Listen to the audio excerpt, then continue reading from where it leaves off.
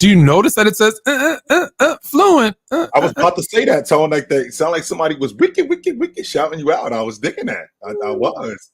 It's supposed to say chill too, and they say it says it in there, but I didn't pick it up. So I didn't. We might have to hit the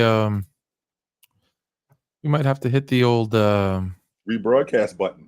Yeah. Like, yo, what up? More like I'll take back that money button. We're laughing and we're joking. So I want to get like what most people would consider the sad news out of the way. And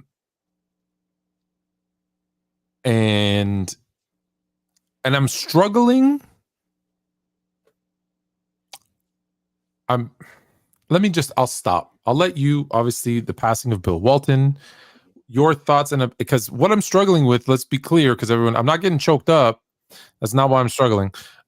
So let me start with you, your thoughts on Bill Walton, the man, the myth, the legend, obviously passing at a young age, 71, had a tough fight with cancer. A lot of people, they forget that these ball players are people. And, Bill Walton was a great ball player. I mean, he's in the College Hall of Fame. He's in the Basketball Hall of Fame. He still holds the record in the NCAA championship game for the most consecutive field goals made and fewest misses. I think he went 15 for 16 in the game, something crazy like that. Won the national championship 3 times out of 4 years. And I think that's when they started letting freshmen play right after that, right around that time. His NBA career was derailed by injury. He was an advocate for equality, and not just equality, for change. He wasn't one of those people who just went with the flow of things. He if something wasn't correct, he was going to say something about it. But he just looked like a good dude to hang around. There's some people who you see, Tone, and you're not really fond of them. You can look at some guys and think, he just doesn't look like somebody that I want to hang around. Bill looked like somebody that I'd want to hang around. He just seemed like that type of dude. And like, we forget a lot of times that these guys, these ball players, they people. And Tone, people get old. In the process of them getting old, they die. And what I feel like these guys should be remembered for more is like, what type of people were these people? Right? I can separate the ball player from the person. I could do that. I don't have to be stuck on just the ball player, because I'm gonna be a man way longer than I'm gonna be a ball player. Way longer. So, how did you affect other people's lives? What type of dude were you? And Bill Walton, as the ball player, like, his career got derailed by injury. He could have been a lot better.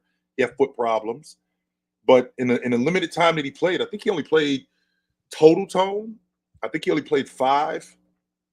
I think he played 5 or 6 full seasons total since he came out. I think if you put all of his games together, he put all of them together, full seasons. But he did not play a lot. He didn't play that. He didn't play that much. And in the process of him only playing like 5 or 6 seasons, I think he still finished with like 10,000 points in like 5 years and something like 6,000 rebounds. So had injuries not derailed him, he could have very well been a part of he could have played 10, 12 years and been a part of the 20,000 point, 10,000 rebound club. The majority of the guys loved him. They thought he was a great guy and a great ball player too. So the fact that he lived to be 71 years old, I mean, kudos to Bill Walton. He's around my mother's age. So he's around your age.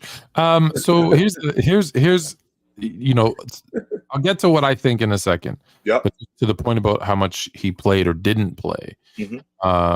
Started in 74, 75. Portland, for those that don't know, played 30. That's when he came into the league. That's when he came into the league. 74, 75, played 35 games. Next season plays 51, 65, 58. Misses the entire 78, 79 season. 79, 80, plays 14 games. Then misses 80, 81, 81, 82. So misses 2 seasons. That 14 games, by the way, he's gone from Portland. He's with the San Diego Clippers. No, and I'm not joking. It's the San Diego Clippers, because They moved from Buffalo to San Diego, just so you guys know. Yeah. For those that don't know, so salute to everybody. So he's still then in 82-83, still with the Clippers. He plays 33 games, then 55 games. Him and the Clippers moved to LA. He plays 67 games. He starts about half of them, playing about 24, 25 minutes a game those seasons, by the way. Then goes to Boston. That's where he plays 80 games, the most games he ever played, but he's coming off the bench playing 19 minutes. And then his final season playing, he plays 10 games for Boston, 0 starts, 11 minutes a game, and 87-88. He doesn't play again due to foot injury. All 4 of those injured seasons, by the way, were feet. And his career is over. What's his final season, Tom? When was the last season he actually played? Any minutes would have been 86-87. Okay, so the 86-87 season was the last year he played actually in uniform. In uniform, correct. With the Celtics, and I believe it was 85-86 or 86-87. 86 is that's the last one that the Celtics won, right? They won in 86. 86, yeah. So that was the year where he played 80 games. That's the year he won the Sixth Man of the Year. Sixth Man of the Year, correct. And again, and that's the year Boston won. Sure. And so, but in those few seasons and in all those injured seasons, right? He was a 2-time All-Star, rebounding champ once, a block champ same year as a rebounding champ, 2-time NBA champ. So obviously everybody knows the one in Portland where he wins MVP, and then in Boston that we just talked about, 2-time All-NBA player, 2-time All-Defensive player, Finals MVP, as we mentioned, in 76-77 was really his year, right? That was his year where he won. He led the league in rebounds. He led the league in blocks. He led the Portland Trailblazers to a title. He won Finals MVP. Like that was 76-77. That was his year. 77-78, he wins the MVP. I always find this interesting. I've noticed this trend a lot. The player that wins the NBA title then wins an MVP the following season. The next year. Next year. I said this, and we'll get to it later. But I said, you watch Boston or Dallas, whoever wins the NBA title, I guarantee you Luka or Tatum wins the MVP next year. But anyways, we'll get to that later. And so a lot, and then 85, 86, six man, and again. So I don't want to tarnish anything about Bill. He's passed away for all intents and purposes, was a great guy. Can't tell the truth about him though, Tone. We can't do that. Bill Walton, the 2-time NBA champion and Naismith Basketball Hall of Famer, died today at the age of 71 following. So I'm just talking basketball. I'm can't just talk the truth about him. Yes, we can, Tone. We can do that. Just talking basketball. At UCLA, he was phenomenal. No doubt about it. Some people think the best college basketball player ever. Others, it has to be top. Can't name 5 better than him, Tom. You can't. I can't name 5 better college basketball players? I don't think you can name 5 college basketball players better than him. I don't think you can do it. Okay. I know I can name 1, so I know he's not the greatest because Kareem. Right. You know that about Jabbar. I know that, period. Now, after that, okay, we can have a discussion. That being said, injuries are a part of the game. Yes, they are. And I feel a lot of what basketball only, guys, we're respecting the fact he's passed away and he was a phenomenal human being, all that. I couldn't understand anything he was saying when he was talking about broadcast. Sound like he had a bunch of marbles in his mouth when he talked. He just was talking all, who knows what he's, the Grateful Dead, and dude loved his life. Don't get me wrong. Loved basketball. Loved people who loved basketball. All the story. Dude, please don't take this the wrong way. He's for everyone that knew him, a wonderful, wonderful man. But injuries are a part of basketball. And strictly talking basketball, he did not play enough to be a Hall of Famer. He did not play enough to be top 75. He had, for all intensive purposes, he had 2 really good NBA seasons. And those are great and they should be celebrated. But are we putting Derrick Rose in the Hall of Fame? I hope not.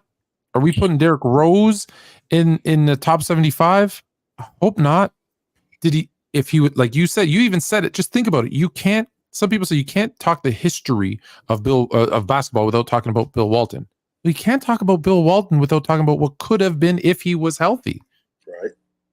And Sure. and from a basketball only perspective, I think he might be the most overrated on-court basketball player we've ever talked about, because he is not in my top 75. He is not in my, now if it's my top 75. Who cares? It's my Hall of Fame. Who cares?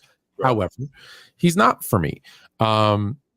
Is he more of a what if for you, Tone, than he is? He is 100% a what if.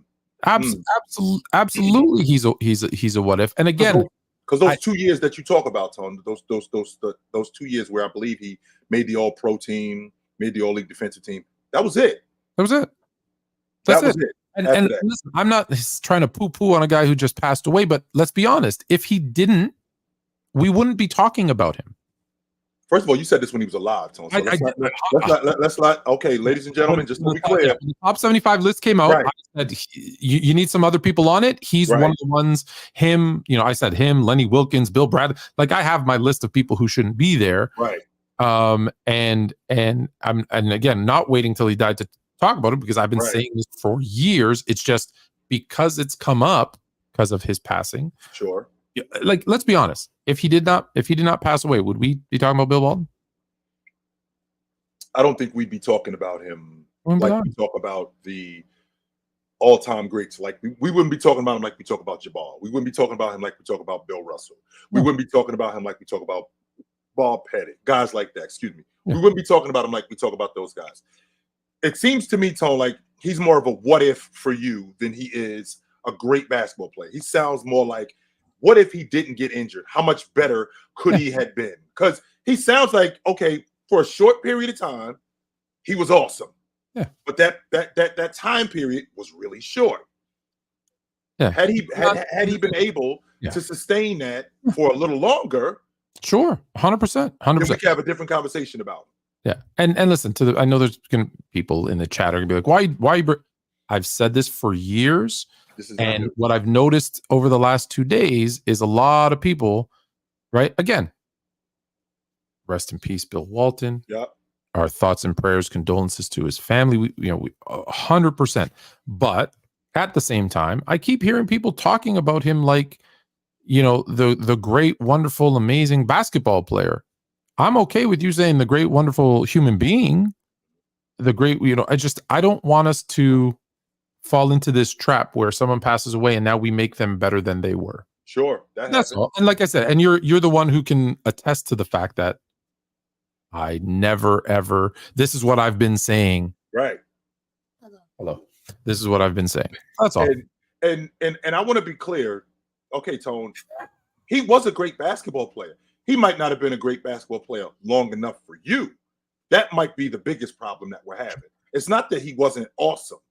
And when we're talking about the all-time greats, we talk about Jabbar, we talk about Chamberlain, we talk about Russell. In terms of big guys, right? We talk about Moses. We talk about all the great big time, all the great bigs. They were awesome for a long time. Bill Walton was a fantastic ball player. The problem is when he right. And for a guy like you who, and ladies and gentlemen, I don't know if you guys know this, but me and Tone go back and forth about the Hall of Fame all the time. Tone thinks that one person or like two people in the history of the game should be in the Hall of Fame. Like no. 5,000 people should not be in the Hall of Fame. But anyway, I digress. It does matter. Your availability matters 100%. I won't argue that. I will not argue that. One of my staples as an all-time great is how long were you awesome? How long can we sit down and say this guy was awesome for this period of time? When we had Shaq on and we talked about where Shaq fell in my top 10, and I had Shaq at number 10. One of the main reasons why I had him where he is because he was awesome for a decade. He could have been awesome for longer than a decade. 100% he could have been awesome for longer than a decade, but he was awesome for a decade. And that's what made him great. Sure.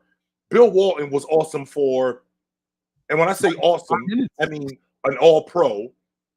He was awesome for about 5 minutes.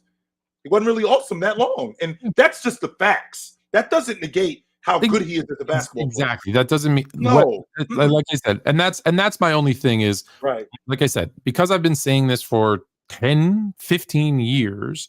And again, I don't want to, like I said, he's passed away. So I don't want to do that. But I mean, like I have people, I guess the reason it was on my mind was I have people in my DMs are like, how come you haven't posted anything about the great Bill Walton?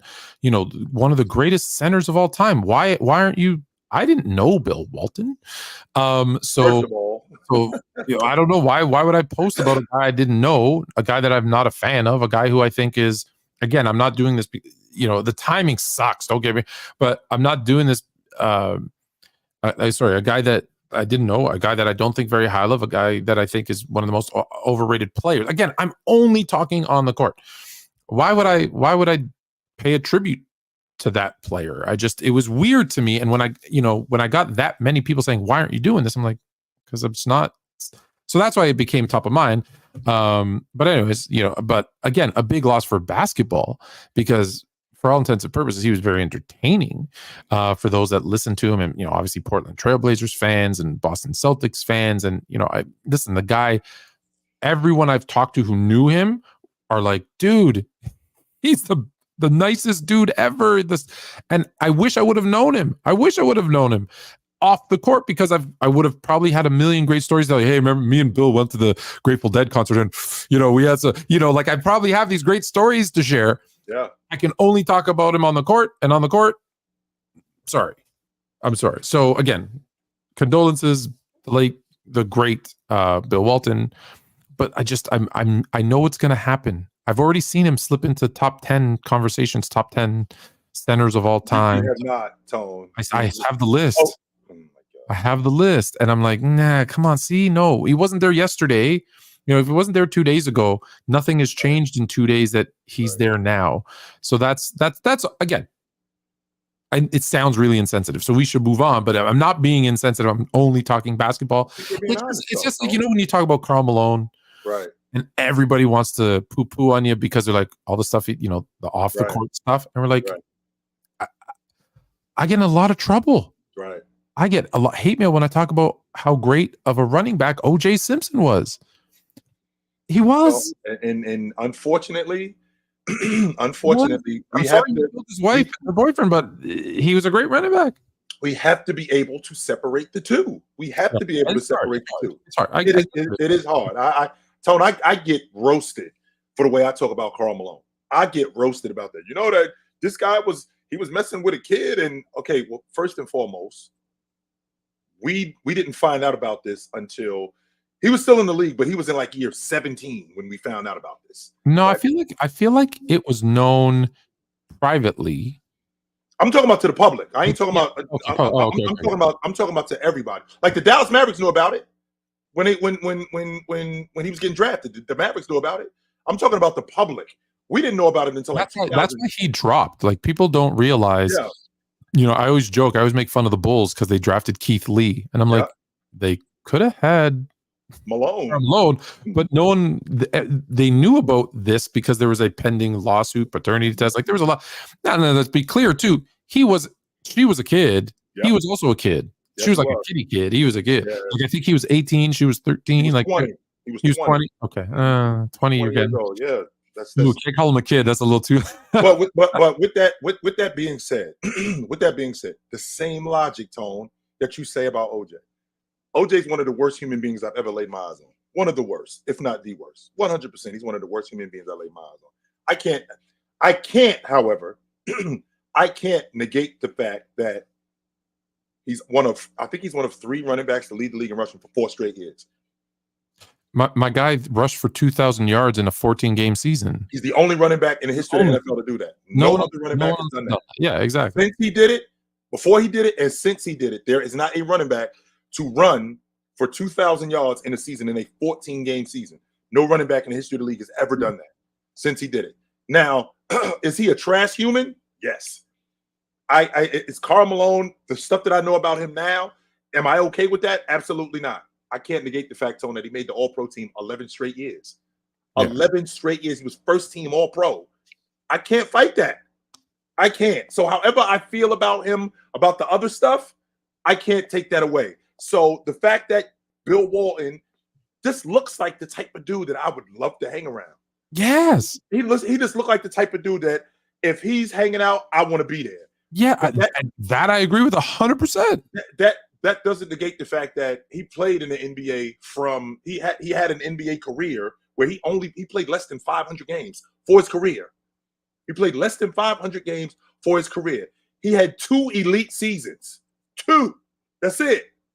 2 elite seasons. Those are the facts. That doesn't mean that Bill Walton wasn't a great basketball player. Can I talk about him like I talk about Javon? Nope. Nope. Can I talk about him like I talk about Chamberlain? Nope. Can I talk about him like I talk about Russell? Can I talk about him like I talk about Shaq, Olajuwon, Jabbar? Can I talk about him like I talk about all of those guys? Moses Malone? No, I can't. No, and I guess, like I said, and that's where I was with that, because again, had I not gotten all the why aren't you talking about this, I probably wouldn't have said anything. But I'm like, dude, I'm not talking about it because I'm not high on him as a player, and I didn't know him personally. So, right. So there you go. All right. The NBA playoffs this is the worst Eastern Western Conference final ever. Ever, Tom? Ever. Ever. Hold about ever. I think it's.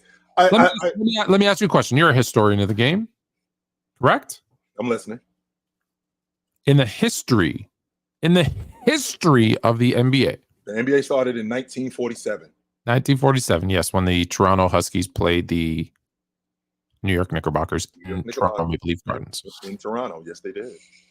Has the Eastern and Western Conference ever both been swept into the finals? The last time we came close, I believe it was in 2017 when the Warriors swept the Western Conference Championship and the Cavs beat the Celtics in 5 games in the East Finals. That's the closest we've come. Has there ever been a team as bad as the Indiana Pacers in the Eastern Conference Finals and losing their best player for 2 out of the 4 games, and has a team like it's not even entertaining basketball. It's just it's not. The Pacers have taken on the personality of Pascal Siakam, right? We're gonna play great up until the last 2 minutes of the fourth, and then spin move, miss layup, spin move, miss layup. Go watch the tape. Watch the tape. The worst. And unless something miraculous happens today, the Timberwolves, like that's how bad the Timberwolves are. The game's about what? The game's going to start here in about half an hour, 40. Well, it never starts on time. So it says 8:30. About another 20 minutes or so. Tip off will be at 9 p.m. Good job, NBA, not being able to start a game when you're supposed it says 8:30, but that's really like 8:43 or some nonsense like that. 9:12. The Timberwolves look completely lost. They look completely outcoached. And then the coach comes out and says, well, here's what we're going to do this game. We're going to put Anthony Edwards on Luka, and we're going to put Walker on Kyrie. And, oh, really? Do you want to maybe just give him your playbook too? Like, I don't understand. So I'm about to go into a game for the season. Quite literally, we lose tonight, our season is done. Now, listen, I get it. 3-0 teams are 155-0. I get it. So 0 times, Tone, that's ever happened. No team that's up 3-0 in the East Finals has ever come back and won. 0 in any ever. So not in the East Finals, not in the NBA Finals. Never in the history of the NBA has a team come back from 3-0 in any way, shape, or form in any series in any round. Never. So I get it. You're done. But at the same time, you don't want to get swept. No, you don't. And so you're saying, okay, we got to do something. And they do. So they basically say, hey, we're going to go small, and here's how we're going to do it. Shut up. Shut up. We're going to come out and play our best. We're going to, try to throw a couple new wrinkles at them and see what happens. Cool. Okay, acceptable. Because I get it. Reporters are asking you questions. You got to say something. I'm just here so I don't get fined. I get it. Right. But dude, here's the play. Yeah. Oh, we're also going to run a whole lot of pick and roll. And what we're going to do is we're going to have Gobert setting the pick and then sliding. Like, what are you doing? In the words of Isaiah Thomas, you're not going to give your game plan away on television, man. What are you doing? No, that's not the way this happens. You're telling now, unless he's lying, unless he says, hey, this is what we're going to do. And then he does something completely different. Okay, maybe. Now, Tone, I think you're underselling this Indiana Pacers Celtics series. I do. I think you're underselling it. No. I do. I think you're underselling it.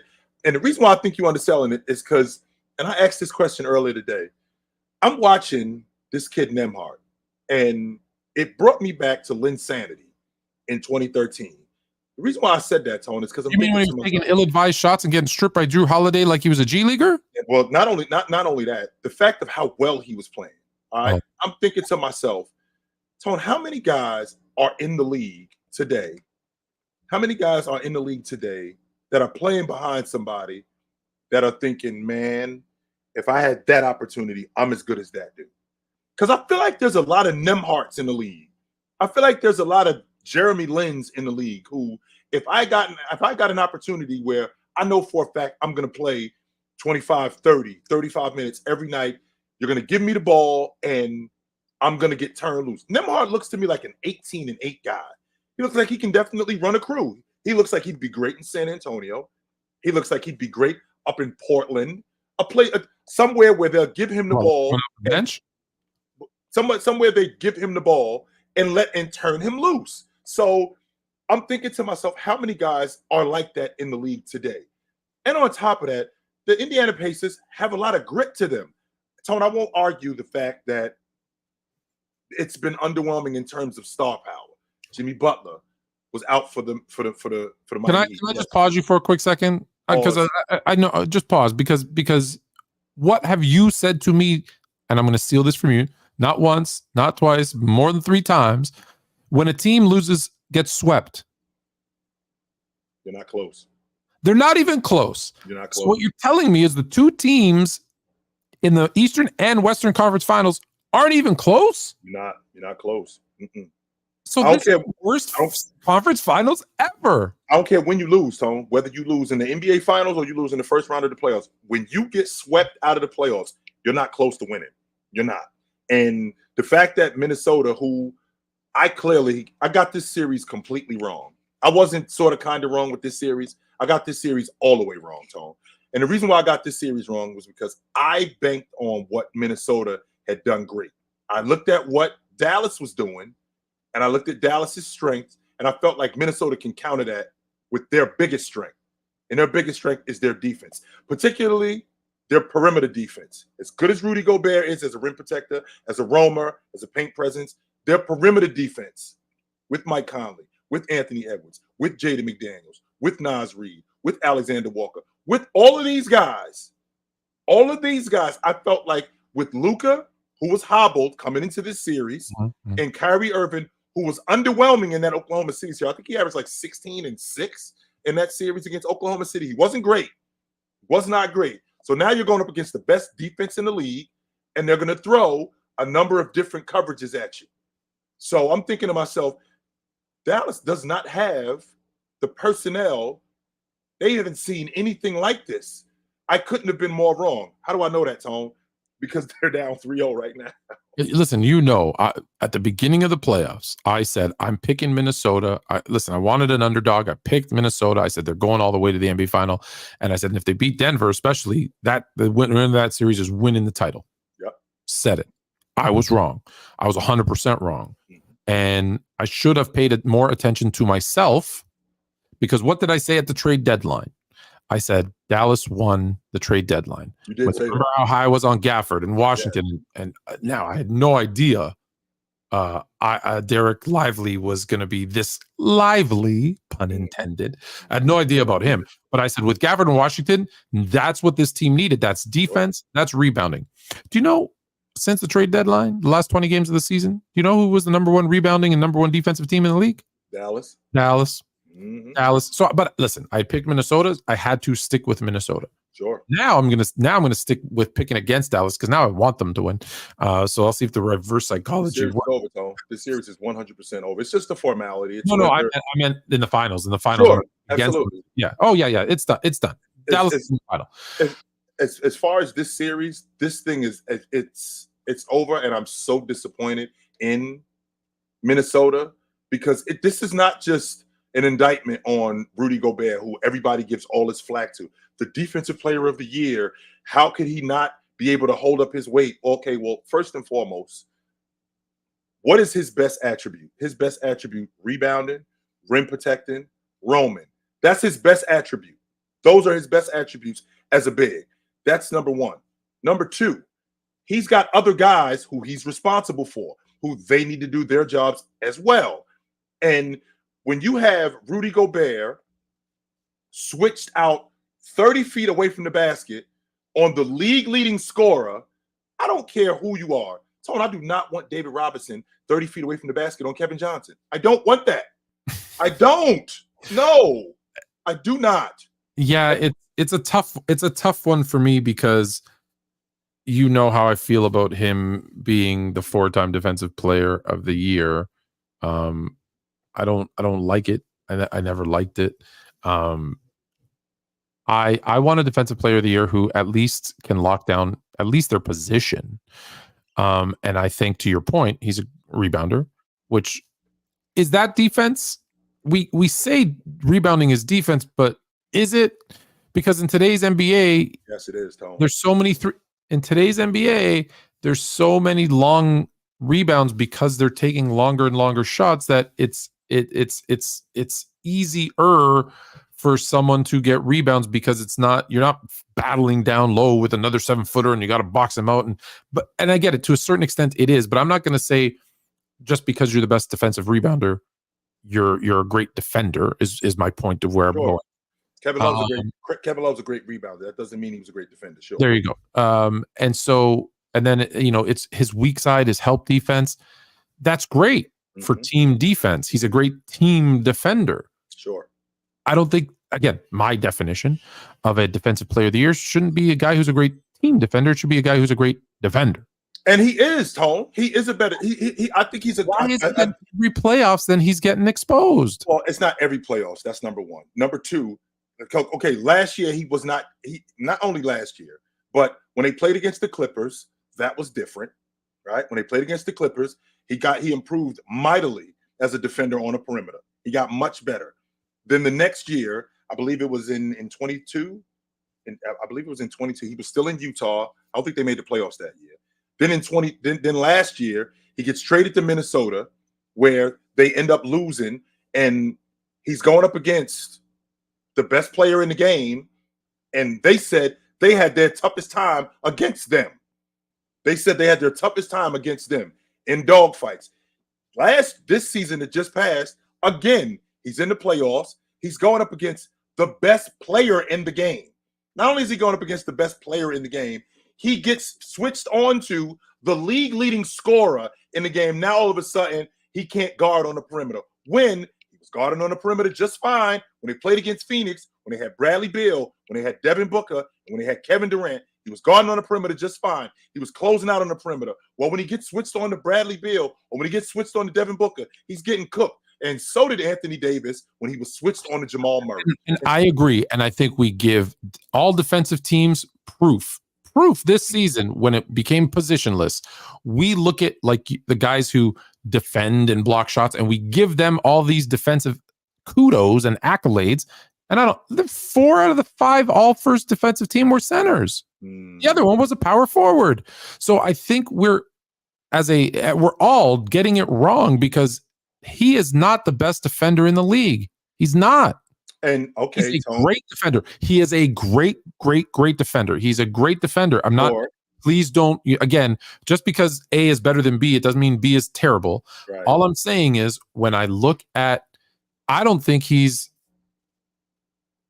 a top 5 defender in the league, but I don't think he's a top 3 defender in the league. And for me, that one-on-one defense, that switchability, I think is part of defense. And and again, by voter stat, the proof is in the pudding. 4 out of the 5 first all defensive team are centers. So there's clearly a bias, right? Because a center is going to get more rebounds than a point guard. So to put that as part of your defensive ranking, well, then you better weight it differently. You better say, hey, a defensive big better get 10, and that's the equivalent of, 4 for a point guard, and 5 for a shooting guard, and 7 for a power forward. I don't know what the numbers. That's where I struggle because he's not even doing that this series, by the way. He's not lighting up the rebounding numbers either. So I just that's my complaint with Rudy Gobert, but he's not the only problem. Anthony Edwards looks tired. He better work in his cardio this summer. He looks exhausted. Listen, anyone who has to guard Kyrie's going to be tired. But it looks like, all of those things, every time we go to crown somebody, remember I always say, whoa, give it time. I don't want to put everybody in the all-time list until they retire. Right. That's why I say it is, good round. Oh, he's the greatest ever. He's the next Michael Jordan. He's in it. Right. Because now the same people are calling him a bum. Right. The same one who crowned him are now calling him a bum. Which is not true. He's just not. He's neither. Right. Which is not true. He's just not where you want him to be. Now, two things, Tone, because you just mentioned about Rudy Gobert being the best defensive player in the game. That's what means, when you're the defensive player of the year. Well, I didn't think Marcus Smart was the best defensive player in the game when he won defensive player of the year. I agree. And he's not. Yes. Right. So that leads me to when you win the league MVP. Unfortunately, the league MVP does not go to the best player in the game all the time. But these awards, that's why they're validated, because they're attached to winning. And now, well, Depoy, I think we did this. Remember, I don't know if you remember, we went through, and it's always the best player on the best defensive team, statistical defensive player on the best defensive team in the league. But when you've got 2-3 great defenders side by side, it makes your life a lot easier, doesn't it? Well, they were a good defensive team before they got. Or good defense. I feel like they weren't terrible as a defensive team before they got Rudy. They were above average. When they got Rudy, he made them great. And the reason why he makes them great is because, again, as a big, as a rim protector, as a roamer, which I feel like he can play defense one-on-one. I watched him play Oklahoma City, and I watched him close out on Chet, who's going to be one of the better stretch fives in the game. Not only one of the better stretch fives in the game, who can get downhill, who can put the ball on the floor. I watched him close out on him. I watched him get the ball out of the Rook's hands. And this is the same Rook who now we see another Rook having the time of his life against Rudy Gobert, which I'm having such a difficult time with this because I thought Derek Lively was going to be a project. I was convinced of that. I did not think that Derek Lively would be this good. So no question about that. I don't think anybody thought he was. Everyone I did not. Everyone I think thought what you thought, because I think I wrote the project. Sure. Like that's what we call him. I thought he was going to be a project. And when you're the defensive player of the year, I understand that there's some things that come with that. And I understand the analytics and the numbers. Okay, sure. I get that part. But is he terrible? Okay, he's going up against Joker, who's the best player in the game. He held his own when they played against Phoenix, swept them. He actually held his own. But is that him, or is that the fact that they don't have a serviceable big? Right. Because Anthony Davis, watch every Laker game. Anthony Davis looks great against the scrubs until right, and then he looks trash. And so that's why I say, like, I struggle, because especially with the centers, and guys, this isn't a knock, this is my favorite era ever. This is not a knock. There's no good centers. There's 5, 4. Like by the time you say your top 3, you're into real power forwards. Like, watch. Who are your top 5 centers? Top 5. Well, right now, the 5-man position. Let's see. Who are the top 5? Like Bam is a 5. No. Give me your top 5 in order. Who's number 1? Who is the best 5-man in the league? Joker is the best 5-man. Yeah, for sure. Joker is the best 5-man in the league. And then after him is Anthony Davis. He's a power forward. Okay. And after him, it's Bam. He's a power forward. Then after him, let's see. Who else? Probably Embiid. Oh, damn, how can I forget Embiid? I'm sorry. I'm sorry. Joker, Embiid, Anthony Davis, Bam. Then it gets tricky, like Sabonis. That's my point right there. Yeah, so Sengun, guys like that. Then it starts to get tricky. Guys like that. When 25 out of the 30 teams don't have a legit center, and then a great, like when we talk about great, there's legit great center. There's 3. Right. And then there's a couple of power forwards playing center that play it great. Right. So the other 25. So yeah. So when 25 out of 30, I don't know what the math is 75%, 65%. I don't know what that is. 75% of the time you're playing against a team that doesn't have a great center. Yeah, you're going to look really good defensively. You're going to look really good defensively when the center on the other side is 6'8", 6'9". Well, but what I can't do, Tom, give me a great performance by Anthony Davis against a great center this year. Did he get busy? He got first team all defensive. Yes, he is. He got busy against Embiid when they went to he got busy against Brook Lopez. I mean, Brook Lopez is an all-league defender, Tom. Brook Lopez is an all-league defender. No, but he's on D. What is he offensively? He's a stretch five. Now, not only him. Not only him. He got busy against Bam. And we talk about great centers. He got busy against Sengun. Well, I think Sengun's a 4 also. But he's also young. He plays the 5. He doesn't get busy against Sabonis. He got busy against a great center, man. He didn't get busy. Mitchell Robinson is not a great center, and he got busy against him. And that was my point is, yes, when it's lesser, he's phenomenal. Like, he looks like the best defender in the league. When it's equivalent or better than, and maybe that's everybody. I don't know.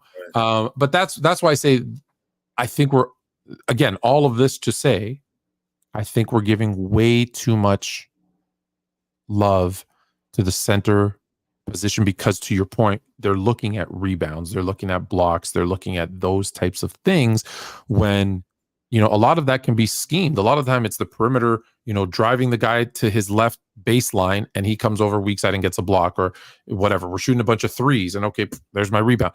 So the game is just, thank you, Leo. The game has just evolved into a place where I think it is so, okay. Ooh, they might take away my old head card with what I'm about to say. It has become so hard, next to impossible, to guard on the perimeter because, one, the skill and talent of the perimeter players has never been higher. Two, the rules, you're not allowed to touch them, right?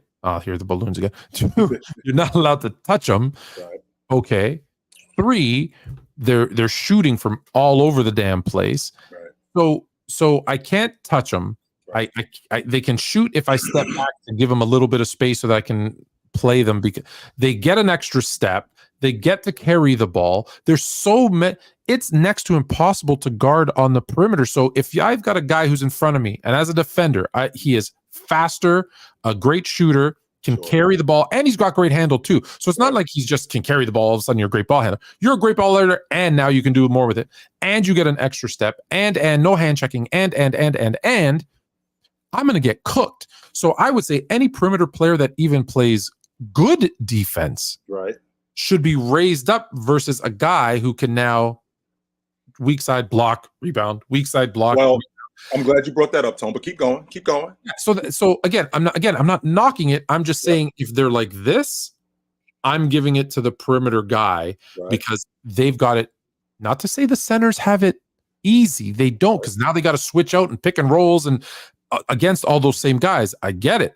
I just think the perimeter player has it so much tougher that when it's like baseball, tie goes to the runner. Right. I think in today's era, tie should go to the perimeter player, whereas back in the day, deservedly so, a tie went to the center. Now, with that being said, Tone, everything that you just said about the perimeter player, well, one, I have more. I have a larger margin of error, and the reason why I have a lot of margin for error is because exactly what you just got finished talking about. I got this big guy behind me to clean up my mess. Nobody's behind me to clean up my mess. When I get the ball on the block and I'm standing behind Joker, it's just me and him and the rim. And if I lose this matchup, it's just me and him. I got to wait for the double team. If the double team's late, I'm going to get cooked. If it's just me and him one-on-one where they're clearing out the whole left side of the floor, I'm going to get cooked. When you're on the perimeter, Tone, me in the post at 6'10", 6'11" at the rim, I get to clean up your messes. But you're not at the rim anymore. You're not at the rim anymore. That's the difference, because 3 seconds, you're going to be outside of the key. Look, go watch every offensive set. It's like 5 wide. The key is wide open. And what's happening is they're driving the player to one side or the other, and the center, who's that defensive person, is coming over from the weak side, Right. and is attempting to clean up the mess. And when he Right. does it, great, they give him the thumbs up. When he doesn't, they go, well, what was he supposed to do? He was all the way on the other side and he had to come over. Now, here's the difference though, Tone. I'm not okay. It's not 1988 where I'm standing underneath the basket with my hands up. No, I'm not doing that. Which means that I got to cover more ground. So in addition to me having to cover in the mid post, in addition to me having to cover in the mid range, having to close out at the long ball line, I also got to protect the rim too. I also have to rebound too. I got to clean up your mess too. You don't have to clean up my mess because I got Sengun standing in front of me who Sengun wants to cook me. I watched Rudy go. I watched Joel Embiid put 70 on Wemby. 70. Okay. So and it's just him and Wemby. It's not like Wemby is getting and again, Wemby, I think, is going to be one of the best defenders in the game. I watched Paul George put Evan Mobley in a blender. And you know how I feel about Evan Mobley. I think Wemby and Evan Mobley are going to be the class of the front court defenders in the game. When you're talking about being on the block, when you're talking about being at the rim, I don't have any other cushion. It's just you and me down there. Now, don't get me wrong. It's not 1988, Tony. I accept the fact that I'm not just standing under the basket like a 7-footer who can touch the rim and just guarding the rim. No, I have way more ground to cover. I have more responsibilities because the game has actually expanded. And with the game expanding, now in addition to me having to clean up your messes, I got to clean up mine too, plus rebound, plus rim protect, plus man the paint, and thwart those guys who are blowing your doors off. I got to get them away from the paint too, in addition to dealing with my matchups. So when you're talking about being a legit big, and you're talking about your responsibilities, I am not going to take away from what you have to do on the perimeter, Tone. I will not argue that. Because when you got a guy like Devin Booker, or you got a guy like Kyrie Irving standing in front of you, I'm losing sleep trying to figure out how the hell I'm going to slow him down. I'm up till 3 o'clock in the morning. Because of the rules, you can't win because you go up too close, they're going to blow by you, like you said. Right. If you give them a step, they're just going to shoot it. They're just going to shoot it. Right. So I'm losing sleep trying to figure out how the hell I'm gonna slow down Anthony Edwards. What the hell am I gonna do against him? How am I gonna slow this guy down? But in the process of you can play defense because apparently that's the only way, right? That's the only way, Tone. But I know that I feel more confident when I got a big guy behind me because I know that he's gonna help clean up my mess. Yeah. I know that. So, what you keep rolling up your shirt? You trying to show off your guns? What's going on? I am not. I'm trying to fix my damn shirt, and it's not working. It's that low quality PC gear. I'll send you a Fluent and Chill and some good stuff. Actually, here you can have mine if you want. I'll send it. I'm still waiting on my cappuccino. Actually, I know that I told you the kids are buying it for you when we come down there. They want to deliver it to you. Oh, that's right. You did tell me that. Yes, my niece and my nephew are actually bringing me a cappuccino machine. That's right. Yeah, if I were to ever order it and send it, they'd kill me. Yeah, you did tell me that. Although we're looking for a trip in July. Maybe we'll do a little Miami trip. Maybe we'll do a little Miami trip. It's nice and hot in July. I like it hot. I want it I was trying to tell them, let's go to Arizona. It's like 120. They're like, no. I was like, yeah. No. No, you guys don't remember back in the day, I used to be all suited up in 120 degrees in Arizona. So I'm used to it now. It's good. I've been to Phoenix in the summertime. It's not nice. I love it. I'm a fan of Tone. I live in Florida. It's obvious I'm a fan of warm weather. So that's not a question. But like that's a different type of heat down there. Different type. You know what's funny? When I first moved there, so I moved there in October, and I want to say it was October 16th. October of 2002.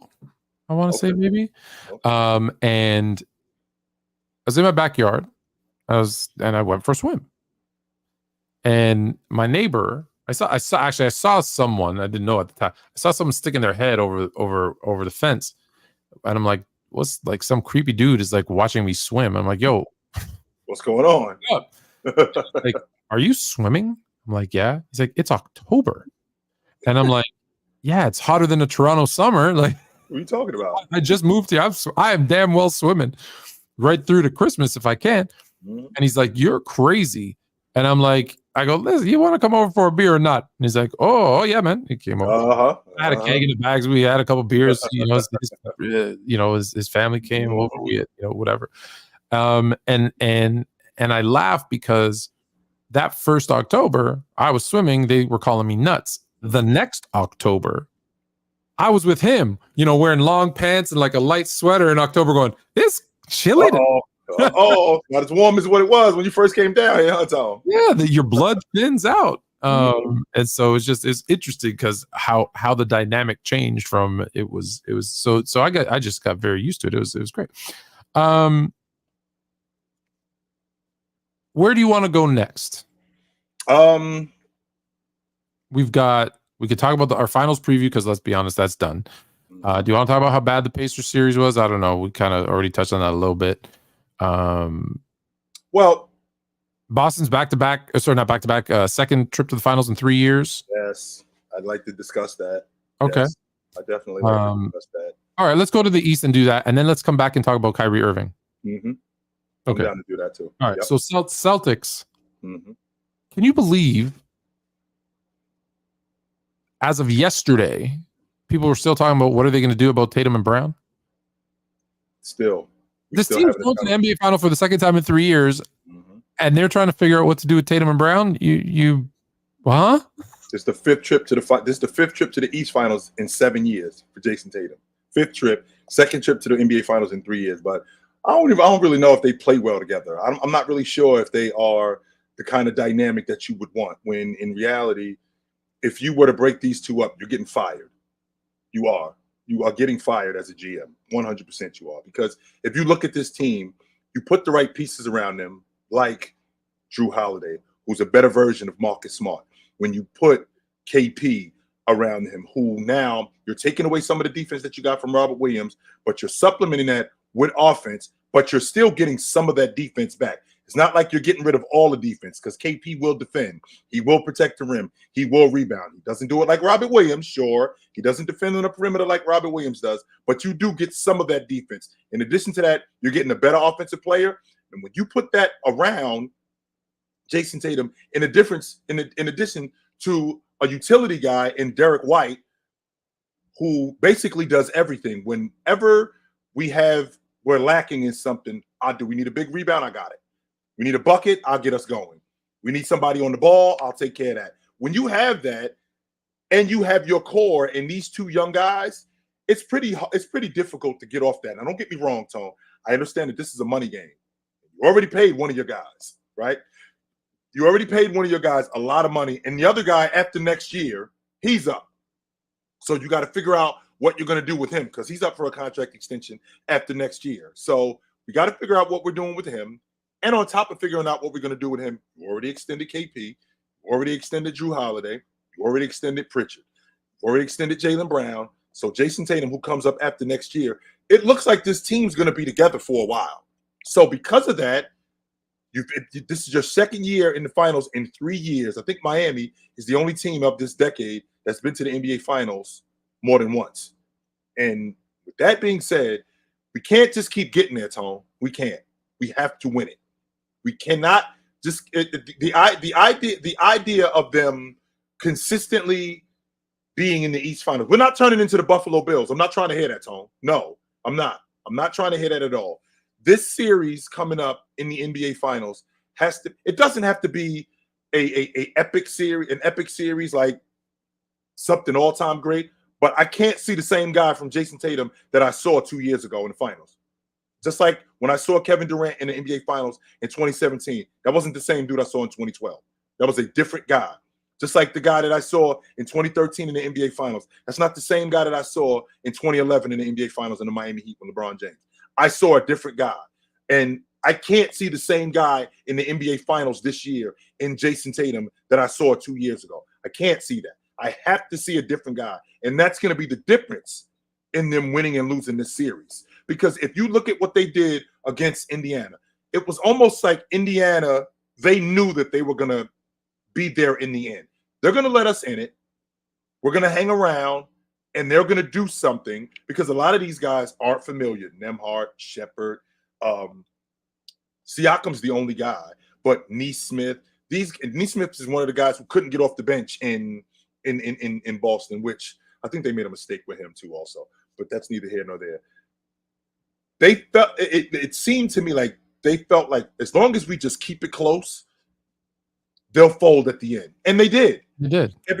Every game, Indiana wants the game out of control. They want the game 125, 120. They want the game 118 to 112. They want the game out of control, which is why you saw 3-4 possessions where nobody could make a shot, where the game got a little helter-skelter, where Jason Tatum or Jaylen Brown or Siakam, like you said, spin move, and we can't make a shot. And we have 3-4 minutes where we can't get anything. That's Indiana's plan to try to tire you out because they're going to keep playing that way. They're going to keep playing that way up until Boston, now with Drew Holiday being the leader that he is, slows the game down, gets his guys in position, starts running action for Jason Tatum, starts running action for Jaylen Brown, and starts to get those guys in spaces where they can be effective, slowing the game down. And then it works. I think that they can do that. I feel like they can do that going into that series against Dallas. And I think one of the main things is hunting Luka consistently. There's one thing, Tone, to go after Luka once, twice, or a couple of times. To continuously keep the pressure on him to defend, I think that's something completely different. And I think that's something that the Celtics can do. I don't think you're going to see a different Jason Tatum. I mean, since you said that, that's the part that I've been sticking to and waiting for, because I don't think you're going to see a Jason Tatum, because I've come to the conclusion myself that this is Jason Tatum. You keep saying, he's gonna, I'm waiting, the next step. I don't think there is a next step. I think he's hit his ceiling, and that's okay. He's a phenomenal player. He's a top 10 player in the league. He's going to be in MVP conversations. I don't think he's going to win, but he's in the conversations. I don't think there's another step for him. And I'm going to get to Jaylen Brown in a second.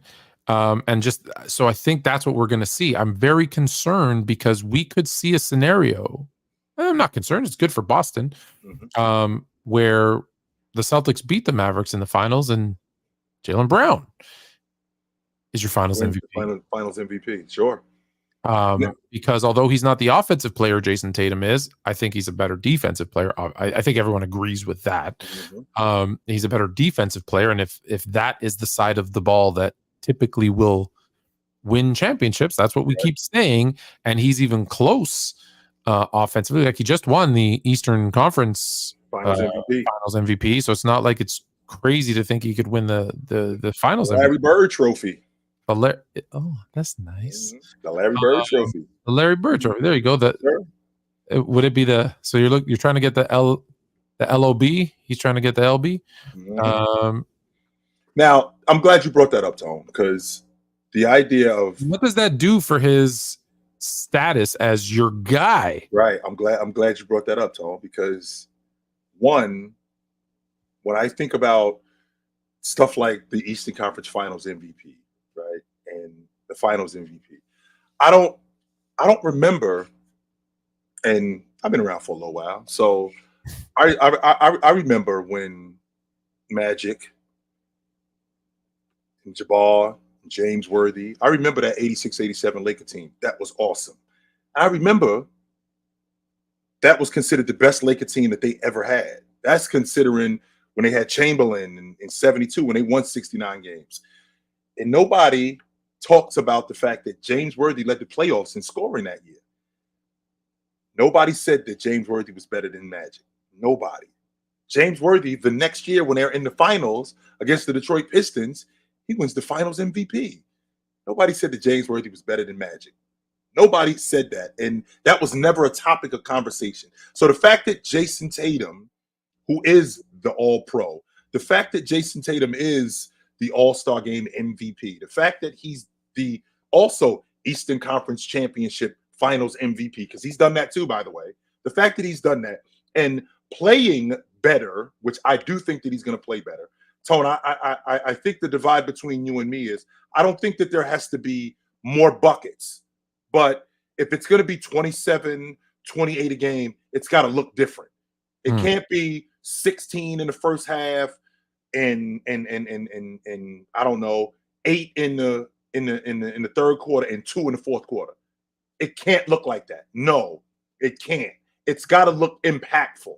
It has to look like it's meaning something and we're going somewhere, right? It has to look like it means something and it's going somewhere, as opposed to we see you with your head down, we see you not involved in the game, we see you basically standing off to the side, letting everybody else or letting somebody else get involved and do other things. We can't see that because, again, we're in the NBA championship, and that was you 2 years ago. You are not that guy anymore. You're a different player than you were in the 10th grade than you are in the 12th grade. I can't see you the same player that you were as a sophomore in college, as a senior in college. You can't be the same guy. And I understand your logic, Tone, that we're in a space where, especially me, I always felt like by year 5, this is probably who you are. Mm-hmm. Right? This is probably, once we get to year 5 and you look at this guy's numbers, like, this is probably who this guy is. You're going to get some better seasons, but that 24, that 26, it's got to look different, because Jordan in year 5, he was 33 a game, 32 a game.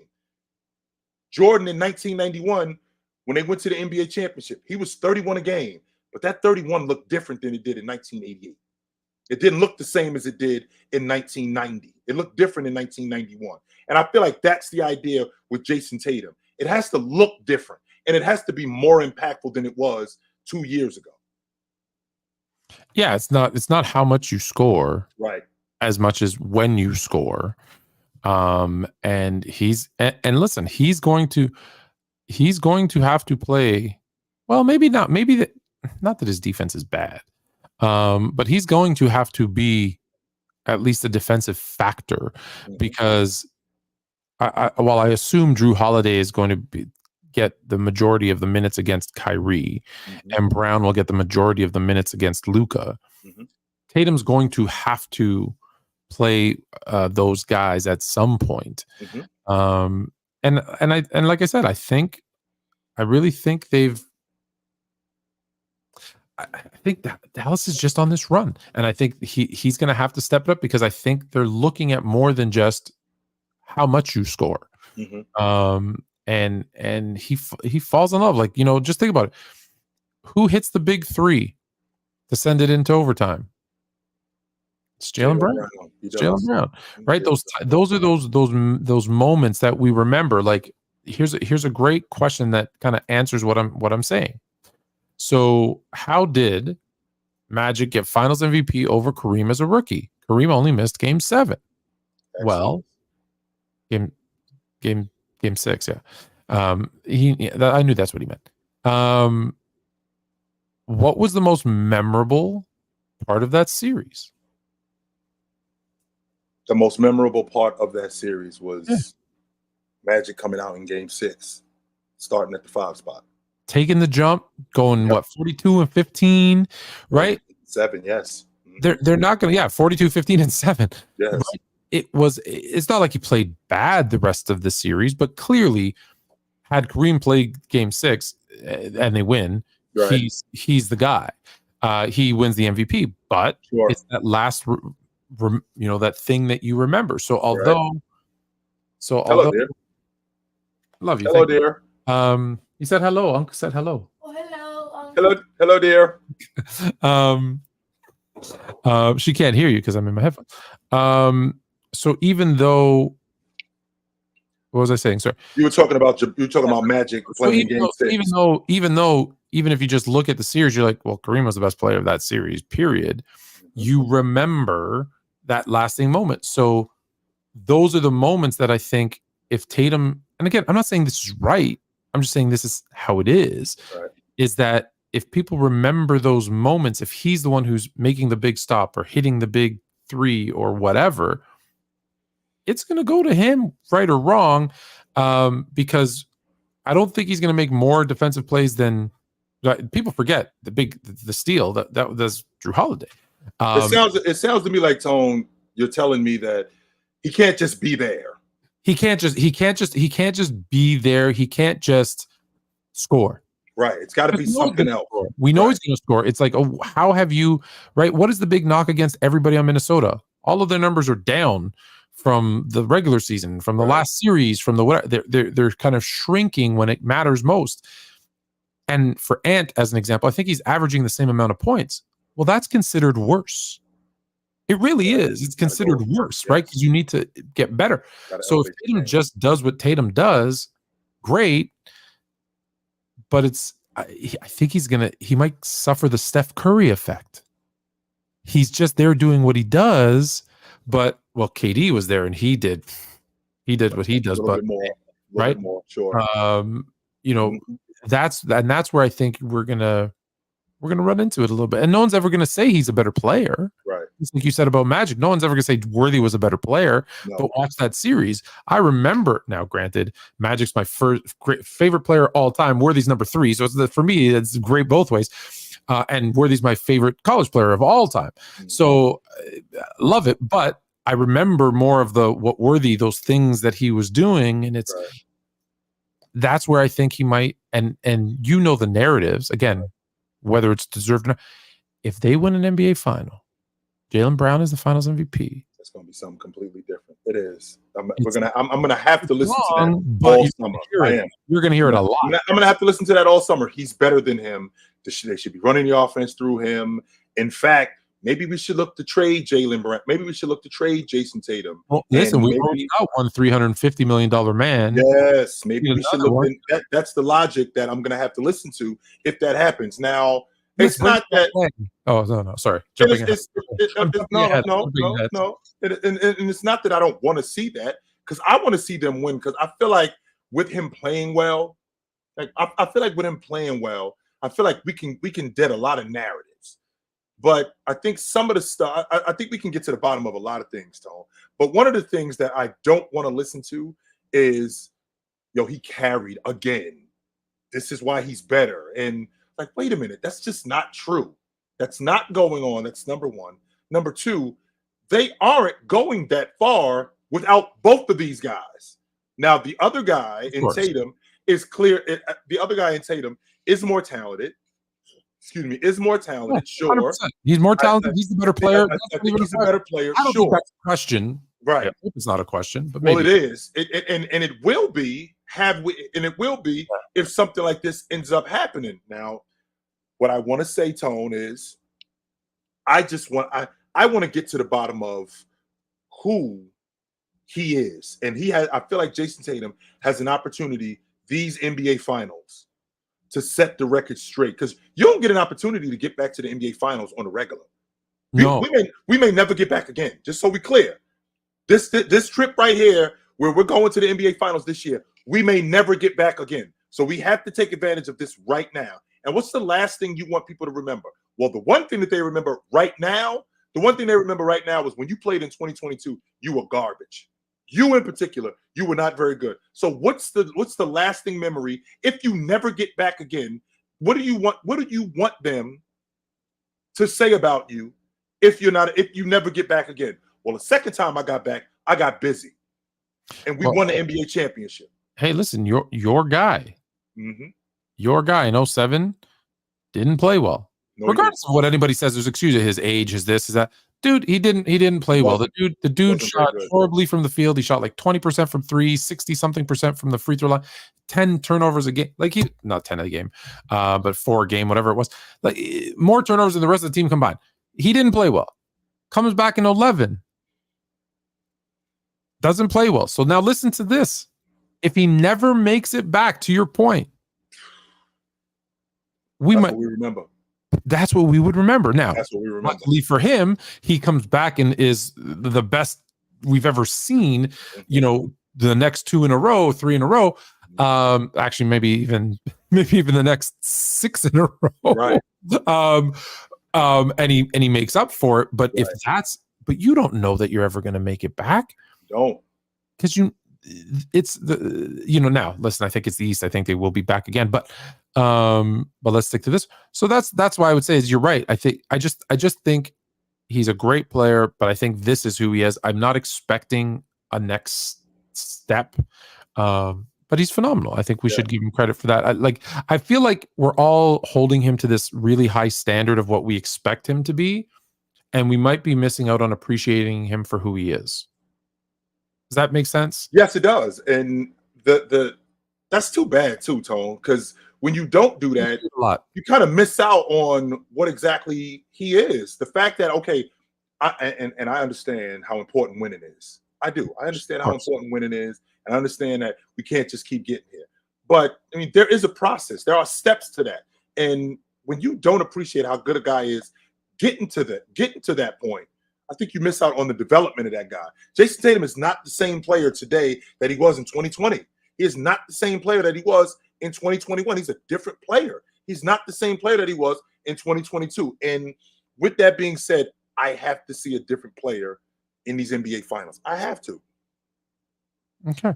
Now there's a team on the other side that's going to try and do their best to not let that happen. And listen, as much as I'm picking Boston, I'm going to be rooting for Dallas so hard because I just don't want the Celtics to surpass the Lakers with most titles. That being said, biased aside, we know what Luka's going to do. One leg, no leg, it doesn't matter. Yeah. I think we know who Luka is, and Luka's going to get it done. The X factor for me has been all season. Before again, I'm saying it like I'll circle back to the beginning of the show with, obviously with the Gafford and Washington pickups. I was like, dude, like this team's completely different. But my biggest thing at the beginning of the year when I said they're not going anywhere, why I picked the Buffalo Braves to beat them in the first round, why I picked I told you were crazy, and then you said Oklahoma City. Oklahoma City in the second round. It was all because Kyrie. I don't know what I'm going to get. Since 2016, I haven't seen a Kyrie that I can depend on. Have you? He hasn't. Up until this point, he has not been as good as he's been in the past. He has up until this point, he has not been. He's been bad. I'm sorry. Up until this point, in the past 7 years, after they won the NBA championship in 16. And in 17, when he was really good in the NBA Finals, that's probably the last time he's been awesome. We've seen underperformances. We've seen injuries that have happened with Kyrie Irving. So he looks calmer. He looks in a different space, which you, Tone, being a shooter, if your mental is in a different place, especially from a confidence standpoint, how much better are you going to be as a shooter as opposed to if you're somewhere else mentally and you don't really shoot the basketball as well, because confidence is something different. Kyrie Irving just seems a little more confident today than he did 2 years ago. He seems calmer than he did 2 years ago. He just seems in a different space. His game hasn't changed. He's still super nice with the pill. He's still one of the best finishers in the league. He still has one of the best mid-range games that I've seen. He's still one of the best scorers that I've seen. But mentally, he just looks like he's more in a great place. And when you're in that kind of place, that your confidence level just goes through the roof. I think people forget. Every person, and specifically, I'm going to talk to the men. Every man matures at a different time. Some never do. Some it's at 5, 10 years old. Others is at 50, 60. I think as a basketball player, Kyrie's obviously has always had the skill and the talent to be one of the best in the league. But I think some other things were more important to him, and that's okay. That's not a knock on him. Basketball doesn't have to be your life. It doesn't have to be your number one passion, even to be a great player. It doesn't have to be. And I know a lot of people knock him for that. I know a lot of people last year when Jokic won and he's like, I just want to get back to horses. Like everyone knocked him for that. It's okay. Right. But I think as a basketball player, he has really matured, and where I see the maturity, and I'm going to give you 2 examples. One is the guys that they're playing. When they beat Denver, they acted like they won the chip already. And I think that's why they're getting swept this round, because they bounced around and jumped around. And, and I'm going to throw Mrs. Fluent a little love here, because we were watching it. And as Anthony Edwards, was high-fiving and talking his smack and whatever, she looked at me and she went, Job finished? She didn't like it Job's at not all. finished. She gave me the Kobe. She gave me the Kobe. She said, "Job finished?" She didn't like it I'm at not all. finished. And she called it. She said, "You now, Luka's her guy." She goes, "You watch Dallas. You watch what's going to happen." And I'm like, "Hell no!" The other part is listen to him talk. It's a completely different conversation, pre-game, post-game, whenever you hear him, right? Like Luka says, "Oh, man, I'm really tired," and he's like, "Yeah, you should be. Should be. That means you're playing. That means you're doing your job, right?" Like he's at this maturity level. He's really become a leader, a veteran leader. That I guarantee you, a year, 2 years ago, no one would have taken a bet if I said, you watch in a year, Kyrie's going to be a leader, like a veteran leader on a team. They've been like, you're nuts. I would have thought that too, Tom. I would have thought that too. This is the same guy who apologized to James because he realized how difficult this leadership thing is. You know what? It's a lot harder than what I thought. And I apologize for being as difficult as I was, my man, because this thing is a lot harder than what I thought it was. A lot harder. So I think you hit all of his game points, right? Finisher, can handle, can make big shots. Yeah. Luka can make. You have a team that is great. I'm going to say it. Great defensively. Luka Doncic, who's never going to win a Defensive Player of the Year award, never, is putting in effort. And I've said this a million times, and I'm going to say it a million times more. Defense is two things. One, which everyone doesn't even understand, is skill. You can develop defensive skills, right? Positioning, footwork, your hands, all that kind of stuff. And two, effort. The most important thing. You can have zero defensive skill, but if you give effort, you're going to be ahead of the game because you got guys who have skill who give no effort. Well, forget it. You have guys who have no skill and give no effort. Well, forget it. The effort is more important. Like it's weighted, right? Right. Hello, Sue. How are you? Good. Excellent. You have guys that have no skill. So if you have even no skill but give effort, right? Hey, at least you're standing in front of your man. You're making it difficult. Let's be honest. And I give you another example. You know, I'm a big I love my examples. Sure. When Ben Simmons practices, how many threes does he miss? Probably none. Defender in front of him, for whatever reason, he can't do it. Right. And I know it sounds crazy, but if you're just in front of your man, hands up, ready to play defense, moving your feet it makes the game harder. And so Luka's effort, their defensive team, their rebounding team now, him and Kyrie making shots, doing things. This team is poised, man. They're ready to go. What about Kyrie returning to Boston in game 1 of the finals? They are not going to applaud him. No, he is not welcome back in Boston. No, he is not. No. This could be. And to your point, Tone, I could teach you footwork. I could teach you positioning. I can teach you communication. I can teach you lingo. At the end of all of that, drop your ass, get your hands moving, get your feet busy. Yeah. That's it in a nutshell. That's the effort. Drop your ass, get your feet moving, get your hands busy. That's what it is. I can teach you how to get to it. I can teach you how to deny the basketball. Yes. I can teach you positioning, ball you man. I can teach you how to get around screens. At the end, drop your ass, get your feet moving, get your hands busy. That's effort. In the end, come on, you can do it. Yes, you can. And the fact that, and I'm on record saying this, that the Dallas Mavericks will never win the NBA championship until Luka commits on the defensive end. Am I asking Luka to be Drew Holiday? Am I asking Luka to be Marcus Smart? I am not, Tone. Am I asking him to be Sidney Moncrief? I am not. Because I accept the fact that there are guys who are just not that. I understand that not everybody is Mo Cheeks. I understand that not everybody is Bobby Jones. Not everybody is LeBron James or Kawhi Leonard on the defensive end. And I accept that. What I don't accept is I don't accept this Olay defense and us getting back to the basketball. That I don't accept. And if you're going to win, you have to commit on the defensive side of the basketball. Steph Curry proved that. Steph Curry has proven that over the course of his career. Steph Curry is not a great defender, but Steph Curry will put the effort in.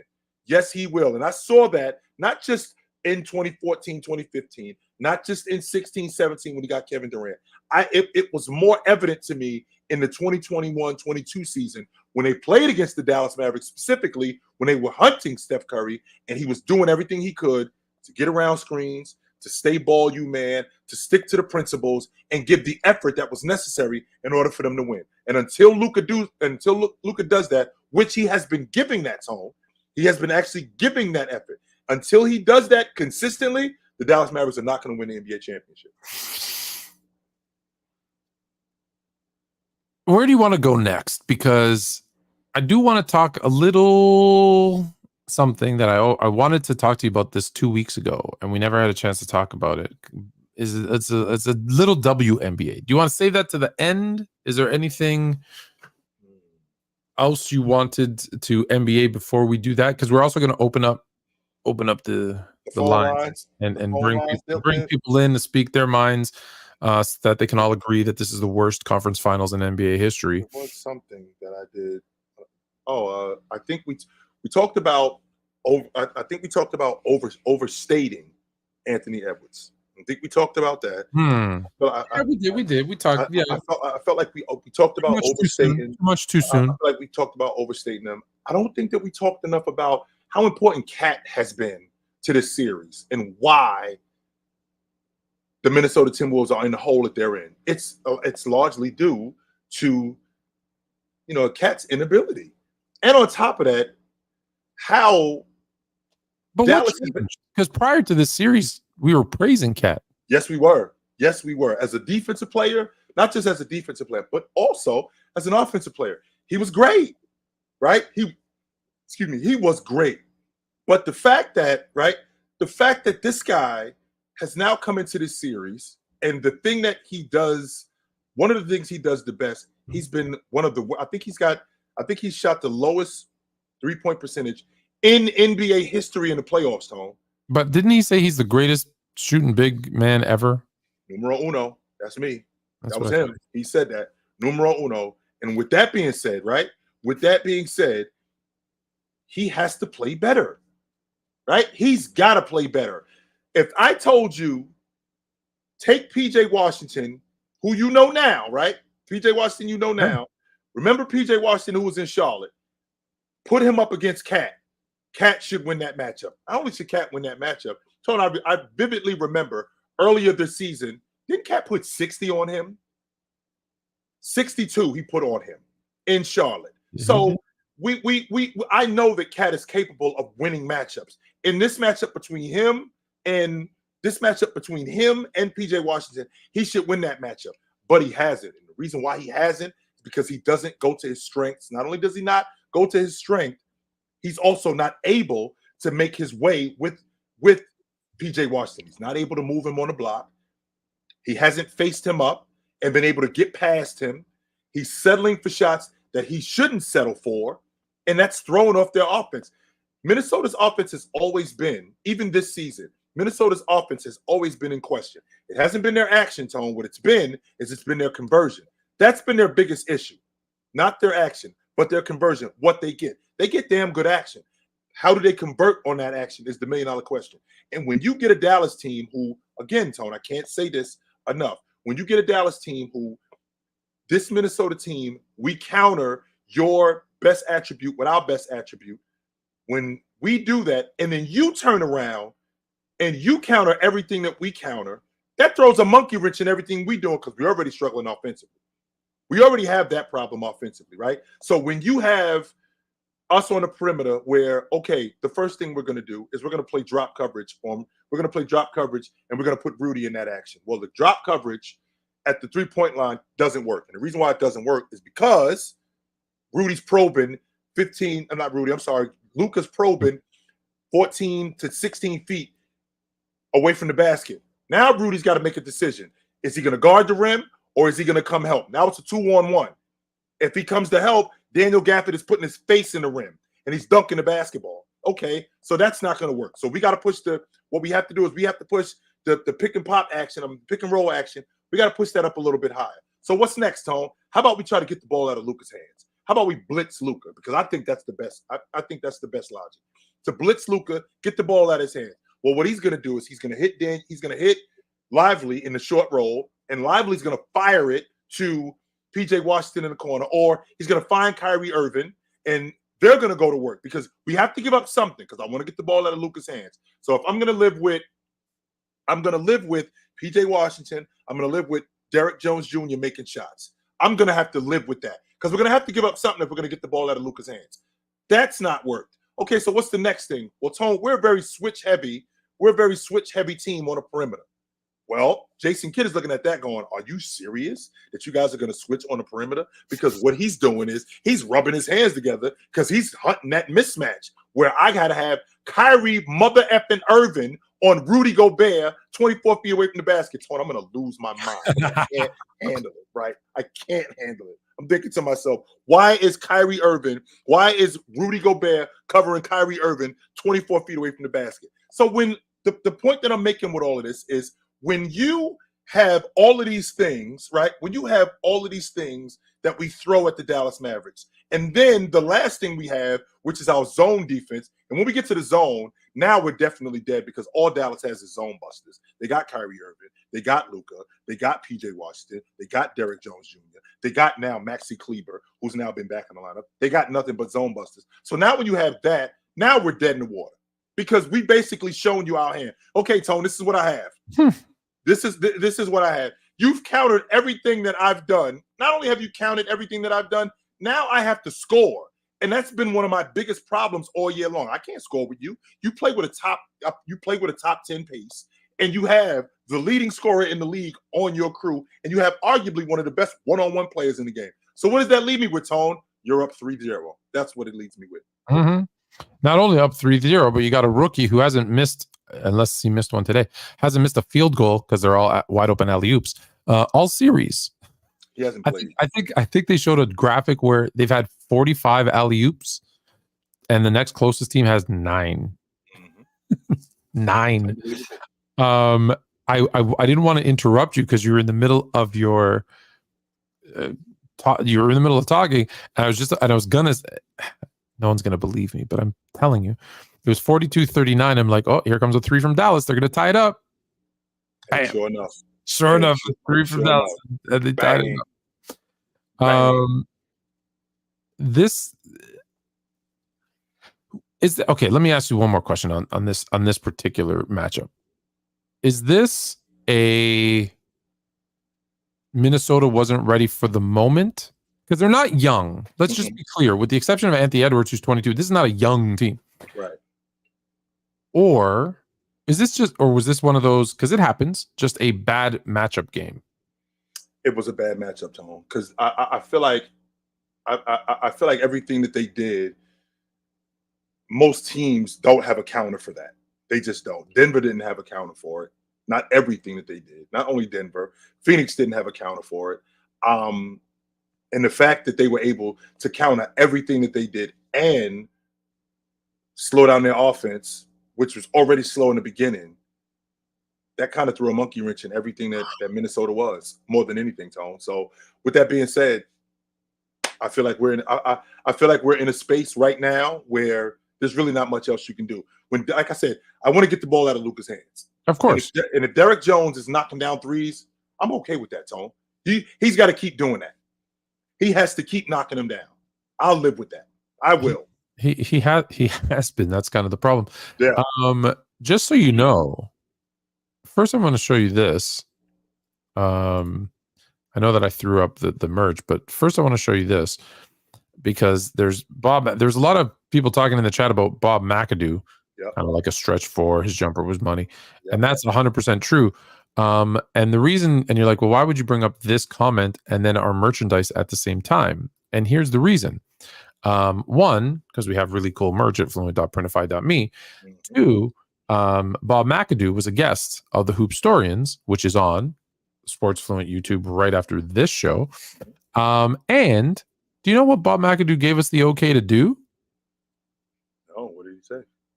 Well, he had a very unique mustache and chops, right? His sideburns.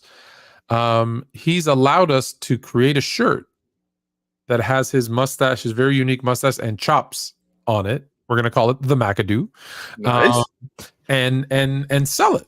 And Nice. so look for that this weekend. It'll pop up on fluent.prettify.me. But obviously you can get Call Your Mother, Fluent Chill merch. All that we got next. We've got Air Goat. I even for you, sir. This one. I just so you know, because I think about you, Jay. I'm not a bad guy. I even created this shirt in honor of you. It is a crown, James, and it says 40K, 11K, 11K. How about that?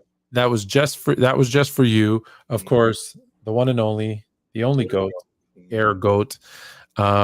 This one's actually my favorite.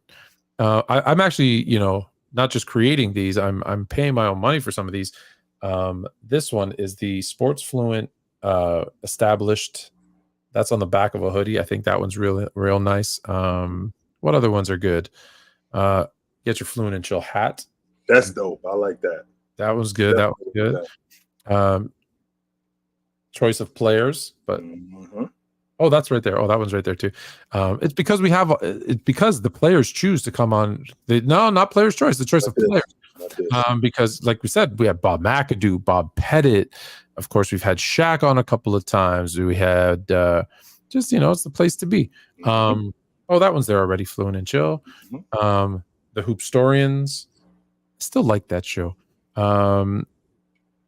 We do ship to Canada. Yes, it's the shipping might not be free, but it's very reasonable. We got next. We got a lot. Oh, this is my favorite. I just want you to know I'm going to have this one. I think I ordered it already. It's take it light, but take it. Nice. Yeah. I'm gonna be wearing that one. And then of course your favorite. You have no idea how good Tim Duncan was. You have no idea, yo. With a little Timmy D on it, which I think is actually Timmy D, man. We got to do next episode. I'm going to bring up a clip of the Richard Jefferson, Larry O'Brien featuring Tim Duncan. I think Tim Duncan's going to be the co-host of that show every single week. It looks like it, doesn't it? It does, right? It does look like it. And he looks like he's having a good time, too. I think he's really coming out of his shell. I think we're going to have we ever seen his personality? Because I bet you he's a funnier guy than you think. Tim seems like that guy that, come on outside. And once you get him outside, have you ever I've met him before. I've met him before. He's just one of those, hey, how you doing? But that type of dude. He's not one of those chill kind of real chill type of dude. But he also strikes me as that type of dude. Humor. Yes, that's what's the chick's name? Aubrey. Oh man, what is her name? Like Kawhi Leonard. That's the kind of sense of humor he's got. Real dry sense of humor. He's one of them dudes who once you get him outside and like you start having a good time, it's like, I didn't know you was this much fun. That's the kind of guy that he strikes me as. Like he's the kind of guy where you start hanging around him, you find out that this dude is a lot of fun. He is. I feel like I would have had. Here's my all NBA underrated dinner like list. I want Tim Duncan. I want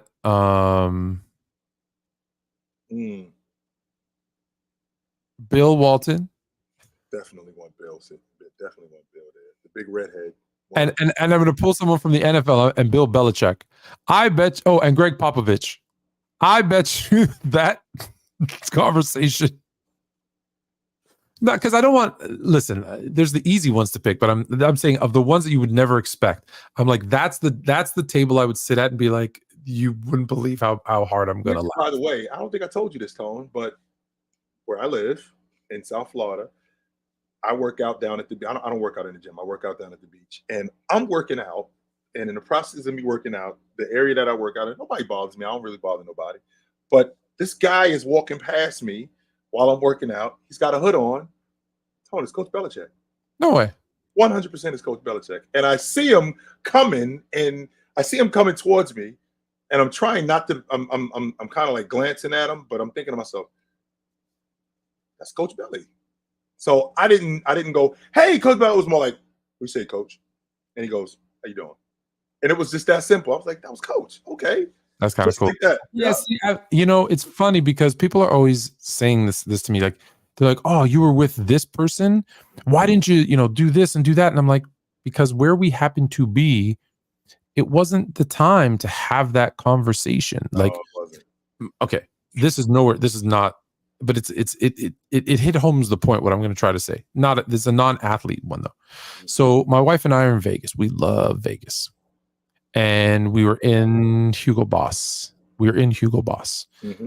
And she sees Chef Ramsay. Mm. And so she's like, oh, I was like, I love Chef Ramsay. Like, we eat at his restaurants, right? She loves watching his shows. Like, I want to say what's up. And I'm like, and I look and I see in his hands are 3 boxes of briefs.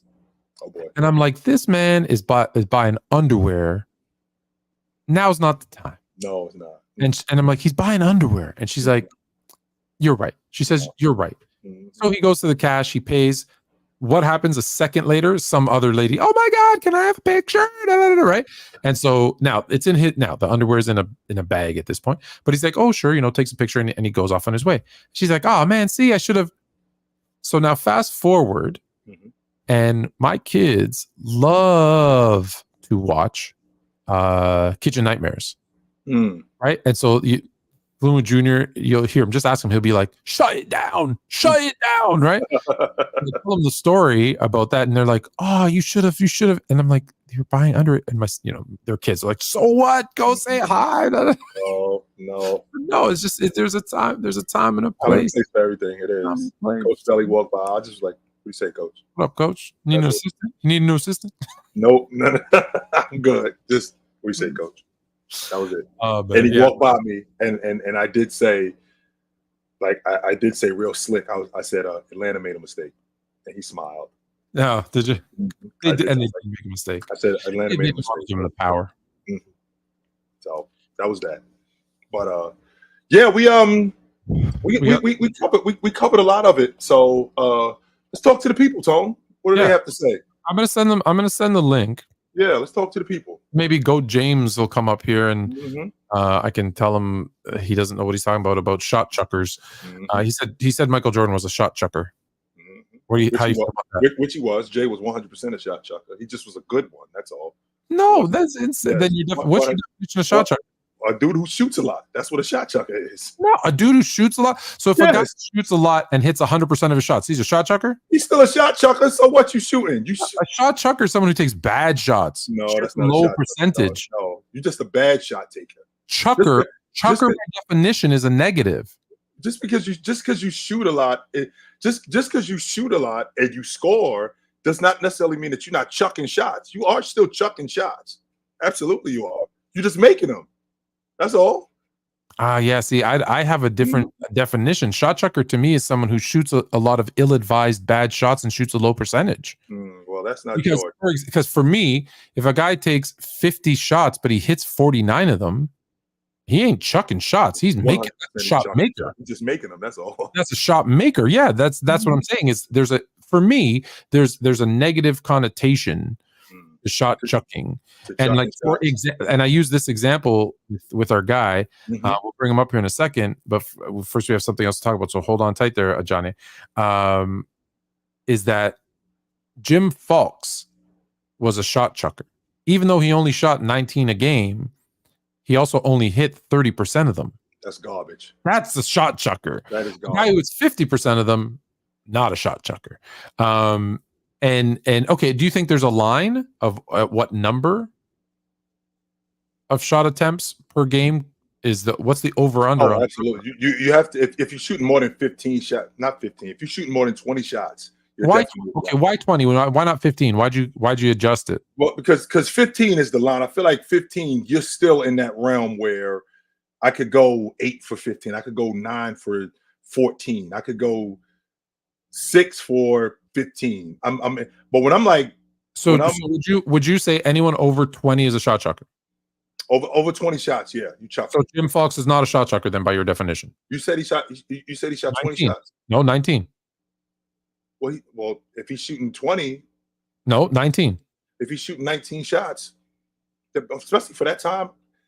I think guys who shoot a lot of shot chuckers. Okay. I'm not on the fence about that. You shooting a lot, you're a shot chucker. I think if you shoot, if someone shoots 8 a game, Yep, not a shot chucker. that's 2 a quarter, Tone. Nah, you ain't shooting that much. But what if you're only paying 12 minutes and you shoot 0%? Then you're not on the. First of all, you're not gonna be playing. But wasn't Charles Barkley a 3-point shot chucker? He didn't shoot a lot of them, but he stunk. But he kept shooting them. Well, he didn't. How many did he shoot, Tone? 2 a game, 3 a game. He didn't shoot that many. I think he's a 3-point shot chucker. Yeah. Okay, let me quickly get to the WNBA thing. So Caitlin Clark, the reaction to her, fair, unfair. Your guy Shaq says it's unfair. LeBron says it's unfair. Charles Barkley says it's unfair. Well, I understand that there are some girls, just like you and I talked about this earlier, Tone, about there are some guys that are sitting behind guys going, yo, if I got an opportunity, I'm nice like that too. But Jackie Robinson wasn't the best black baseball player, but he was the right baseball player. Caitlin Clark might not be the best rookie. She's the right one though. She's the one that's going to she's the one that's going to transcend the sport. She's the one that's going to make the sport more popular. She's the one that you guys need in order for people to start watching more of you, because they're going to have eyes on her. So when they have eyes on her, they're going to have more eyes on you guys. We're going to find out who Sabrina Ionescu is. We're going to find out more about Asia Wilson. We're going to find out more about Jewel Lloyd. We're going to find out more about you guys, more about you ladies, as opposed to we wouldn't really know that much about you if there wasn't somebody in the league that had eyes on them. I always felt like, Tone, when I was in high school, would be a prime example. As you know, I went to my high school basketball team was a pretty good high school basketball team. Yeah. In fact, we were number 2 team in the country. And I knew that the guy that I played with going into my senior year, he was the number 1 player. He was arguably the number 1 player going into his junior year. So all of these coaches, Mike Krzyzewski, Bobby Crimmins from Georgia Tech, Bill Ford from North Carolina, Dean Smith was there. Yeah, all of these guys there to see him. Yeah, all of it. And in the process of them seeing him, they're going to see the rest of us too. Yeah. So it's not just him. He's the one bringing them here. And with him bringing them here, they're going to see the rest of us and go, well, wait a minute, what's going on with this guy? What's going on with that guy? What's his story? I think the same logic is going on with Caitlin Clark. She's going to get. I've said this many times, especially being a kid playing high school in Canada in my time before internet and all that stuff. If I didn't go to the University of Kentucky and get in those runs with your guy Roderick and Tony and the top, Anthony Edwards at the time, who was a top recruit, and those guys, I wouldn't have been seen. But because they were there to see those other guys, they're like, "Who's this shooter? Who's this dude?" Knocking down all those threes, yes. Right? And that's how I got. That's the only reason I got anything was at that time. And so my question is: so when Jordan came out, there's a lot of negative about Jordan. He's a guard. He's not going to he's high flying, blah blah. Not going to make it. When LeBron came out, the Cavaliers, right? Darius Miles, Carlos Boozer were all pooping on him. I don't remember, and correct me if I'm wrong, I don't remember those same comments when Bird and Magic were coming into a league that was on the verge of bankruptcy, because they really say, I don't remember. And that's what I find odd, is that this isn't Jordan or LeBron coming into an established thing, right. Jordan to a lesser extent, but into an established thing where they're picking on the player. Mm-hmm. This is Bird and Magic coming in to where, hey, we're not making any money. We're flying commercial. Oh, hey, now we're getting chartered flights. The TV deals coming out in 2025, sold out arenas, bigger stadiums, revenue, which is going to mean more pay. We're all going to see the win here. I feel like she's not getting the LeBron. She's not getting the Magic and Bird treatment. She's getting the LeBron treatment, which that's the part I don't understand. And why wouldn't you? With all of these things that are happening, it's not a coincidence that I'm not saying take it easier on her on the court. No, we're not doing that. But with that being said, why wouldn't I want that, Tone? With her, it's not a coincidence with her showing up. All of these things are happening. All of these things are happening because she showed up. I I told this to my one of my best friends about when Tiger Woods had he was having back problems, and in the process of him having back problems, he was taking some medication, and it was affecting him, where he was getting pulled over for DUIs and stuff like that. I said, like, if I was on the golf circuit, I would make a beeline to Tiger and tell him, you might not know me very well, but this is my phone number. I don't care where you are. I don't care what time of day it is. If you need anything, pick the phone up and call me, and I will make sure that it happens, because the sky is bluer when you're around. The grass is greener when you're around. The money is better when you're around, which means you are necessary. And I feel like the same logic goes on with Caitlin Clark. This stuff that's going on with her, it's necessary. We find out about guys like I can't say this woman's name. She plays for Dallas. Awuma Wale. I think she went to Notre Dame. One of the best scorers in the game. But the fact that Caitlin Clark is in the league, now we get to see more of her. The fact that Caitlin Clark is in the league, we get to see more of Aja Wilson. We get to see more of these women.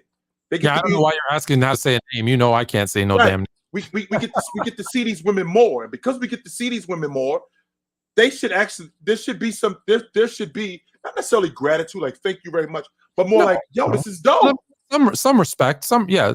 Oh, and I don't know if you noticed, but the Indiana Fever played against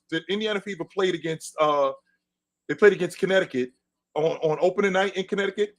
That game the amount of tickets they sold in that game were the most tickets they sold all year last year. There you go. The whole season. In one game. There you go. James Kingdom. What up? Peace. What's good? Fluent, what's good? Chill. What's up, brother? Nothing much, man. Y'all boys having a great conversation, man. Caitlin Clark is dealing with the hate that we see coming from ESPN and the mainstream media. They just do a horrible job explaining the game to us and letting us appreciate greatness. They like controversy. They believe it's more about views than actual journalism.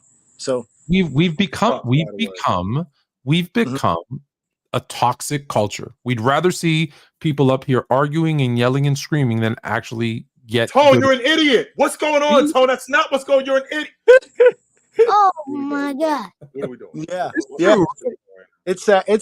I mean, again, it's not her fault that she got mainstream America attracted to women's basketball, right? It's guys, look, as the only white person up here, and I'm not even American, the country is 60% white. Yes, they're gonna gravitate to the person that looks like them. We say this all the time. Do you remember? You remember? I did a show with Coach Hugh Jackson. And what did he and I talk about all the time? How the NFL is nuts. 70% of the players are black, and they got like 2 black coaches. And they need to get more black coaches. 1, because they have 70% of the players of a pool to pull from. And 2, they can relate better. They understand what going through that is. Well, it's the same thing here. Like, what is the expectation of her? I don't get. Well, that's part of it right there, because if you think of it like the NFL coaches are like a family royalty. I believe like 20 coaches are related to each other some way, somehow, or they're related to someone, something like that, right? So they believe 6 degrees of separation. Sure, I can get with that. They believe she's just garnishing more attention because they want to put somebody there. She's kind of like the white hope. And that's a thing she's just gonna have to live with. But her talent is there, her skills are there. She's gonna survive, and she's gonna show. And like Chilltown said, it's good for the WNBA. It is. Isn't Sabrina Ionescu? Is she not white? I'm confused. Everybody loves her. Mm-hmm. Yeah, I don't know what it is with Caitlin Clark though. I guess she has the Stephen Curry effect, the fact that she can shoot very well. I mean, I really don't. Sabrina was the one lighting it up in the 3-point contest. In the 3-point contest with Curry. Yeah. She was. I mean, I agree with you. She's not the first white girl to be basketball, but who's the GOAT? Do not most people say Breanna Stewart's the GOAT? Is she not white? I don't understand. I'm confused. Who's the GOAT? I know more about shot chuckers than women basketball players, to be honest with you. Let's talk about shot chuckers. Let's talk about shot chuckers. I don't like putting a number. So this is my beef. I don't like putting a number and saying anyone over this number is and anyone under this number is not. I like to add more information. I mean, the number part, I mean, like you said, if you want to lower it to something like 18, you use a common denominator, like you said. No, I don't want a number at all. Well, I mean. All right, so let's take the number out. Kobe was a shot chucker, Tom. Yes, he was. Yeah, Kobe was a shot chucker. Absolutely. as was Allen Iverson. Now, some of them are system created shot chuckers because they needed to, because that's what their team asked for them to do. But yes, I will agree. And Kobe's my second favorite player all time. I can admit when you're shooting 40-something%, drop 35 field goals, like again combined, shooting over triple teams. Yes, that is 100. But you know what? What's his name? Wesley Pearson. Person. Shot chucker. There's shot chuckers, but when you put a number and just say, and this was my thing with you guys, was when you put a number, say anyone over 20, and LeBron's at 19.6 and 20.5 in the playoffs. Does anyone think LeBron's a shot chucker? You still shoot a lot. Is he a shot chucker? James Harden was a shot chucker. Yes, he was. James Harden? No, I said LeBron James. James too. Yes, they all. But you avoided the fact that we put career-wise.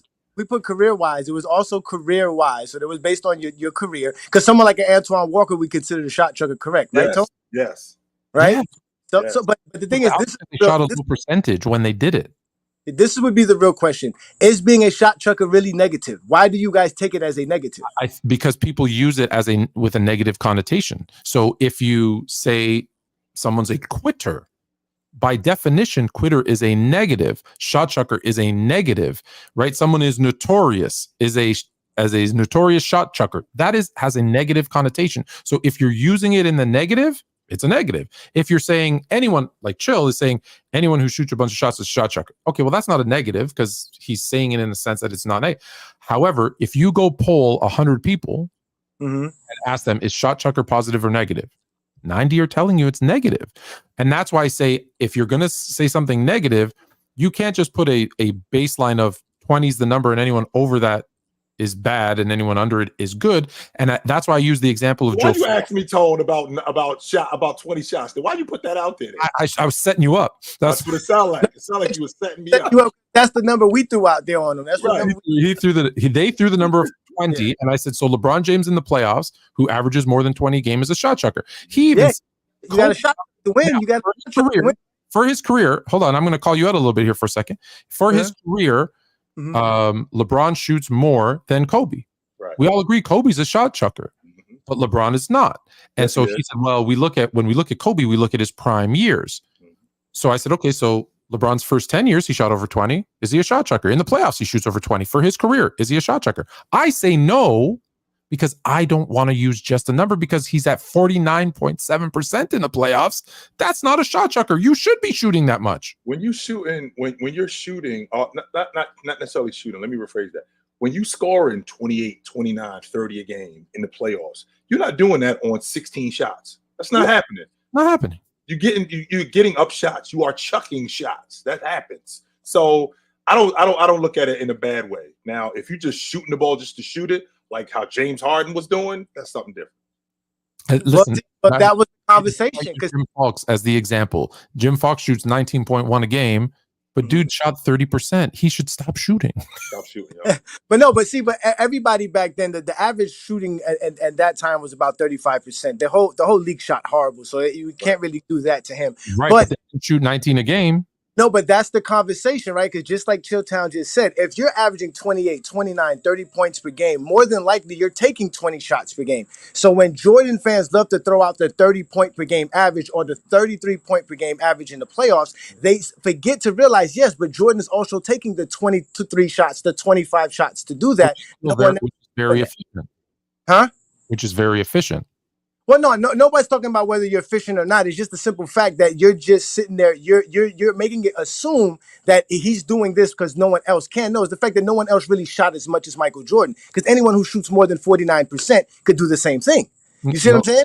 And Chamberlain that out about Charles Barkley. He said that back in the 90s. He said, Charles Barkley was shooting 59%, 58% in the early 90s, late 80s, taking 16 shots per game, averaging 28, 27 points per game.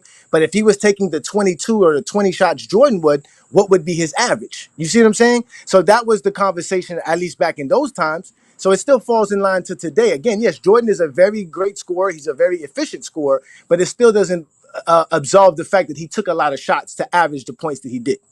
But he took a lot of shots because he was averaging such a high percentage taking those shots, and the other people weren't. that is important. Not everybody can shoot 20 a game at 50%, right? Like if you look at who's scored the most, I think 40-point games shooting over 50%, it's Jordan, and it's not even close. Not even close. So that's why I say, again, if you're using shot chucker as a negative, or saying the only reason this person averaged so many points is because they took more shots, well, in that case, would you say Magic Johnson is better than LeBron because Magic has, more rebounds, way more assists, and if he shot the same amount of attempts as LeBron, he would have averaged more points? Well, of course, yeah. That his efficiency states that Magic Johnson shot over 50%. No, it's not true, because if they shot more, you don't know for a fact. No, but that's weird. That coming from, I mean, again, I'm not going to say that, but coming from Jordan fans, we hear that if Jordan took more 3-pointers, his 3-point percentage would be better. No. What you hear, hold on. What you hear from Jordan's fan is when he took more 3-point shots, his percentage went up. That's a fact. That's not a if. That's a fact. No, yeah, but that doesn't mean if Jordan shot more that he would also shoot better. That's the whole. They use that as a catalyst to say that he would shoot better if he shot more, which is false. You would agree, the more you shoot, more likely you're going to be less efficient. Yours is based on hypothetical opinion. No, you just said the same thing about that right now, Tone. You just said, listen, the more you shoot, you just said that about Magic. I told you Magic shoots.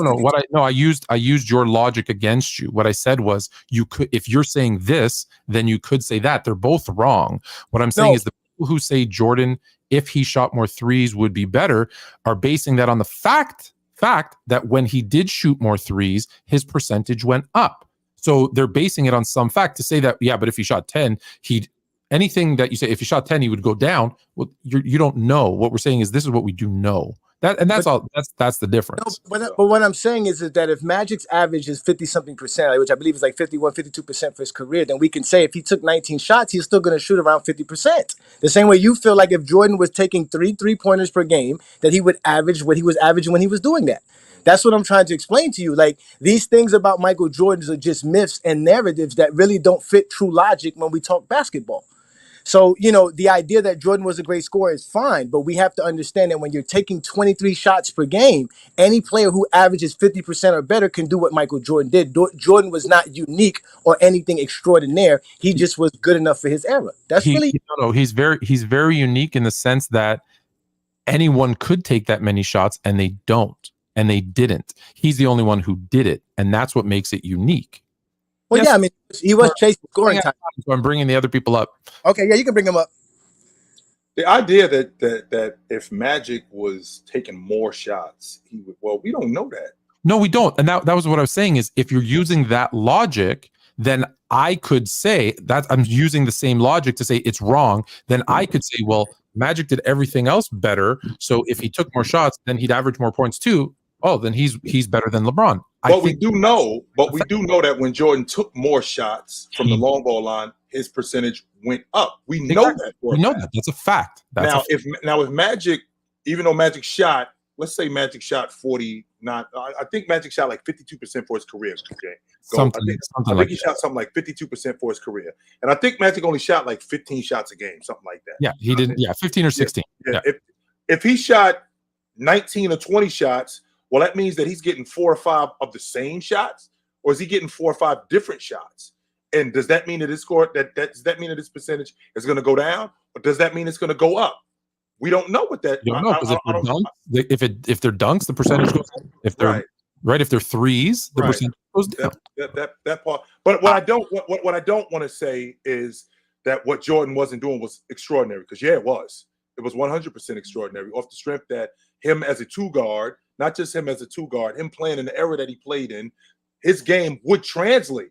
Even if he took that many shots playing in today's game, even if he took that many shots playing, I personally think he would attack more today. So I don't think that we're talking about a guy who he was just good for his time. No, because what you're doing is you're diminishing his greatness when you say he was good for his time. He would be awesome today too. I personally think he would attack more today.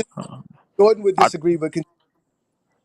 I personally think he would attack more today, with a lot of the spacing that's being used in today's league. If he was living 15 feet in back then when it was cluttered, when you had power forwards and centers basically cluttering the lane, and your guards was mainly shooters. I think the whole shot chucker term, it really got appointed to a lot of guards that shot it a lot. The first time I heard it was when it was associated with Allen Iverson. And did you hear it in a good or a bad way? I heard it in a bad way, but I heard Larry Brown, who was the coach of that Sixers team during AI's prime years. I heard him basically use that, basically somewhat systematically, like y'all was talking about. They was basically like, yo, a lot of the times when he put up 30 plus shots, that's what we want because we had a better chance of winning the game. And he said that. That was their philosophy, right? You shoot it. Yeah. We've got Theo Ratliff and Mutombo. Yeah, we got everybody else to play defense, and he shoot the ball. And back then, Allen Iverson, 6 foot nothing, 160 pounds, playing 40-something minutes a game, taking all of those shots, and only 4 times in his career he played with 4 guys that averaged 20 or more points. So my thing is when you take a career like that. One thing to Jay, have you ever heard anyone say, Klay Thompson out here chucking up shots in a good way? Have you ever heard someone say? Have you ever heard a coach? They'll say, "Oh man, Tone is out there just chucking up shots, like not just chucking up shots." Have you ever heard that in a good way? No. So that's why I say it's always considered a negative because it's but I think it's only associated with guards. I think it's no, it's not. No, it is Because not. they call Dominique Wilkins. No, Dominique Moses known as Malone was a shot chucker. Was Moses Malone wait? Was Moses Malone labeled that by the media? They called you know what they call? They call black holes. That's what they called. Yes. Okay. I'm only asking because I wasn't around during that time. That's George Mikan, all those guys was considered chuckers because they took a lot of shots per game. They were high volume shooters. I just never liked that term because I felt like if they were quote unquote shot chuckers, it had to be for a reason. Like I mentioned the Iverson reason, and a lot of people brought up the Jordan reason, which I was bringing up, and the Kobe reason, bro. At least without Shaq, I thought it was more systematic than anything. That's what I think. That was my opinion on it. I thought it was more systematic than anything. The triangle offense does create the necessity, unfortunately, for shot chuckers, because the way that the triangle is run, right, with the read and react, and you're trying to get people a good shot, and then what happens is at the end of the shot clock, when it's 3-4 seconds left and there's no good shot, it's okay, give it to Kobe, give it to Jordan, shoot, do something. Well, you've left me 3 seconds left. What am I supposed to do? To your point, Allen Iverson, that was the system. Shoot as many as you can. Heck, I remember one, granted it was an all-star summer league that I played in. It was like we were running a 1-4. Whoever had the ball was like, dude, we're all just going to screen and get up as many shots as you can. Oh, yeah, definitely. I mean, I know I played on a couple of teams, bro, in my youth, and it was like, because I ain't gonna lie, I wasn't playing no defense. I was shooting a whole bunch of shots. Right, Jay? I was shooting a whole bunch of shots. I wasn't playing no defense like some Sixers. I'm not gonna lie. Listen. Chilltown wouldn't. He would not have liked me on the court, bro. I'm Get off the pill. Get off the pill. No. Here's the thing. I would pass the ball. Like anything on offense to do, I do. But defensively, don't leave me on the island because. I'm trying to play defense. I'm just not good at it. Me and Jay would have got along really well because Jay, although a guard, was a post-up type of guard, and he would back you down. And I play, even to this day, with a guy like that. And what I do is I put it into him as often as I can, and what he'll do is either he'll make his move and post up and do what he does, or if they collapse on him, he kicks out and he's telling me to shoot. Yes. So I put it to you this way: if I play with Chilltown would have to guard my matchup if I was on a guard, and I'd have to guard whoever wasn't shooting the basketball. I'm like, all right, chill. Like, you need to guard. Like, yo, I'm gonna give you the ball, bro, off the pick and rolls. Don't worry about it. I'm gonna pass that. Like, we're way over time. But I need to shoot the most shots, bro, when it's all said and done. I bronca quickly. Oh, I yeah. know we're way over time. What's up, brother? You're talking about what we're talking about, or something totally What's different? up, brother? Oh yeah, sorry. I just wanted to ask a question because Chill did say something about how both the Eastern Conference and Western Conference is the worst in history. I would like to disagree with the Western Conference. I can agree with Eastern Conference. You know, everyone's injured.